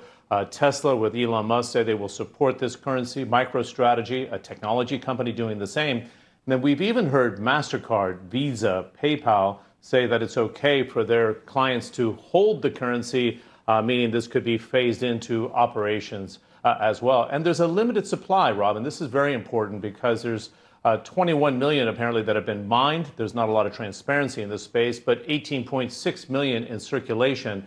And the reason this was an important weekend, it crossed in terms of market cap of all that currency that's out there and being held over $1 trillion. And you say, what's the matchup here with the US dollar? Extraordinarily so, it's half the rate of the US currency circulating around the world. So it's come a long way in a very fast period of time. Then it raises the question, if there's a limited supply that's out in the marketplace, say 21 million eventually that can come out of Bitcoin, the attention will shift to those other 10 that are trading pretty widely right now and 4,000 that have been in circulation. So we do expect a shakeout, and you have to raise the question as well, will they ever mine more Bitcoin? Again, we don't have the transparency, but it's apparently capped at 21 million. Okay, good to see you. John DeVteris there live in Abu Dhabi. Thanks for that update. Thanks.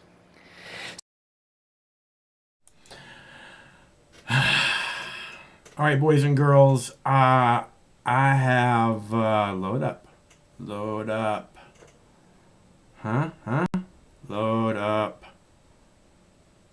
Oh, the Tesla's on the XTZ, huh? I like that. I like that XTZ. It looks like it has potential. Let's see. Again, we do this every Monday through Friday at 7 p.m. Pacific time. Unless you want to call. I'll give you just a minute to call. It's a call-in show. So I come here to take phone calls, take fat dabs, and play news videos. And I am all out of news videos. Well, I have one more. I'll play that for you. No. Yes. No. Yes. Should I? All right. Play one more video for you. And then, if we don't have a caller, I am out of here. Sometimes life can be a little overwhelming. Sometimes the weight of the world can be too much to bear. Sometimes you need to stop worrying and take a deep breath. Sometimes you need cannabis. Introducing Brightside, high-quality cannabis delivered right to your door. Brightside offers an extensive menu of strains and products to meet your needs. Choose the experience you want, and we'll send you the dankest herb, the real sticky icky, some top-shelf marijuana. If you like what we send you, keep the whole jar. We'll even include some nugs for you to blaze. As part of Discovery, you'll get to try new strains and products. Side effects may include euphoria, increased appetite, uncontrollable giggles, elevated sensitivity to musical dopeness, and reduced anxiety. Tetrahydrocannabinol may also induce feelings of existential well-being and relentless optimism. With a Brightside subscription, you can get it once a month, once a week, or whenever you want, all at a price you'll like. And yes, this is a real company. Do you know who I am? You're the wizard. Ask your doctor if cannabis is right for you. It probably is. Keep it Brightside. All right, so we didn't get any phone callers, but I am going to have a dab before we go because I'm ready for one after that last phone caller. So I thought maybe I'll go ahead and share it with you because that's what I love doing, is sharing this time with you all. And by that I mean we do this every Monday through Friday at 7 p.m. Pacific time, which means we'll be back tomorrow. Same Mox time, same Mox channel. And until then, smoke weed. Smoke weed. Smoke weed.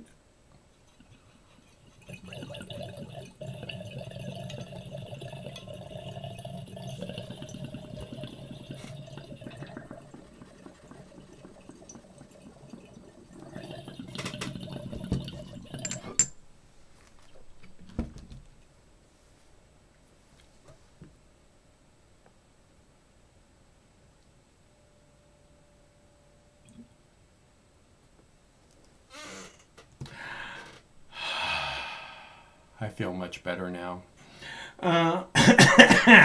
So, every Monday through Friday at 7 p.m. Pacific time, which means we'll be back tomorrow at same Mox time, same Mox channel. And remember, as always, stay cool, because one of these days, this war is gonna end. Stay cool till then. I mean, this coalition of misfits, and they cobble together and they don't attack each other, they stay united. I wish the coalition of misfits, and they cobble together and they don't attack each other, they stay united. Coalition of misfits, and they cobble together and they don't attack each other, they stay united. Coalition of misfits, and they cobble together and they don't attack each other, they stay united. Coalition of misfits, and they cobble together and they don't attack each other, they stay united. Coalition of misfits, and they cobble together and they don't attack each other, they stay united. Coalition of misfits. No matter which mouth you feed on a two-headed snake, it still shits the same turd. But lucky for you, you have Mox News. More than 10 years. More than 60,000 videos. Mox News has been filtering the nonsense and illuminating the bullshit from your mainstream media. Turn off your TV and turn on to Mox News. For over a decade, documenting the socio-political events that have etched and carved the pathways that define today's modern mess, Mox News has been providing clarity while faithfully bringing you today's relevant stories 100% commercial-free and subscription-free. And just like Lady Liberty vows to remain free. But at this time, we're asking you for your help, your patronage, and your support to keep the lights on and the videos rolling. For less than 17 cents per day, you can become a basic subscriber, knowing that your donation is truly making a difference that will help continue bringing the news stories that make a difference in your life. Turn on, tune in, and drop a couple dimes today by clicking the link below or visiting moxnews.com and show your support at any level. From a single one-time donation or dedicated monthly subscriber, do it now in less than 2 minutes. All donations are safe, securely processed, and verified using PayPal, Visa, MasterCard, American Express, or Discover Card. As always, we're sure you'll find something of interest each and every day. This holiday season, give the gift of Mox. moxnews.com.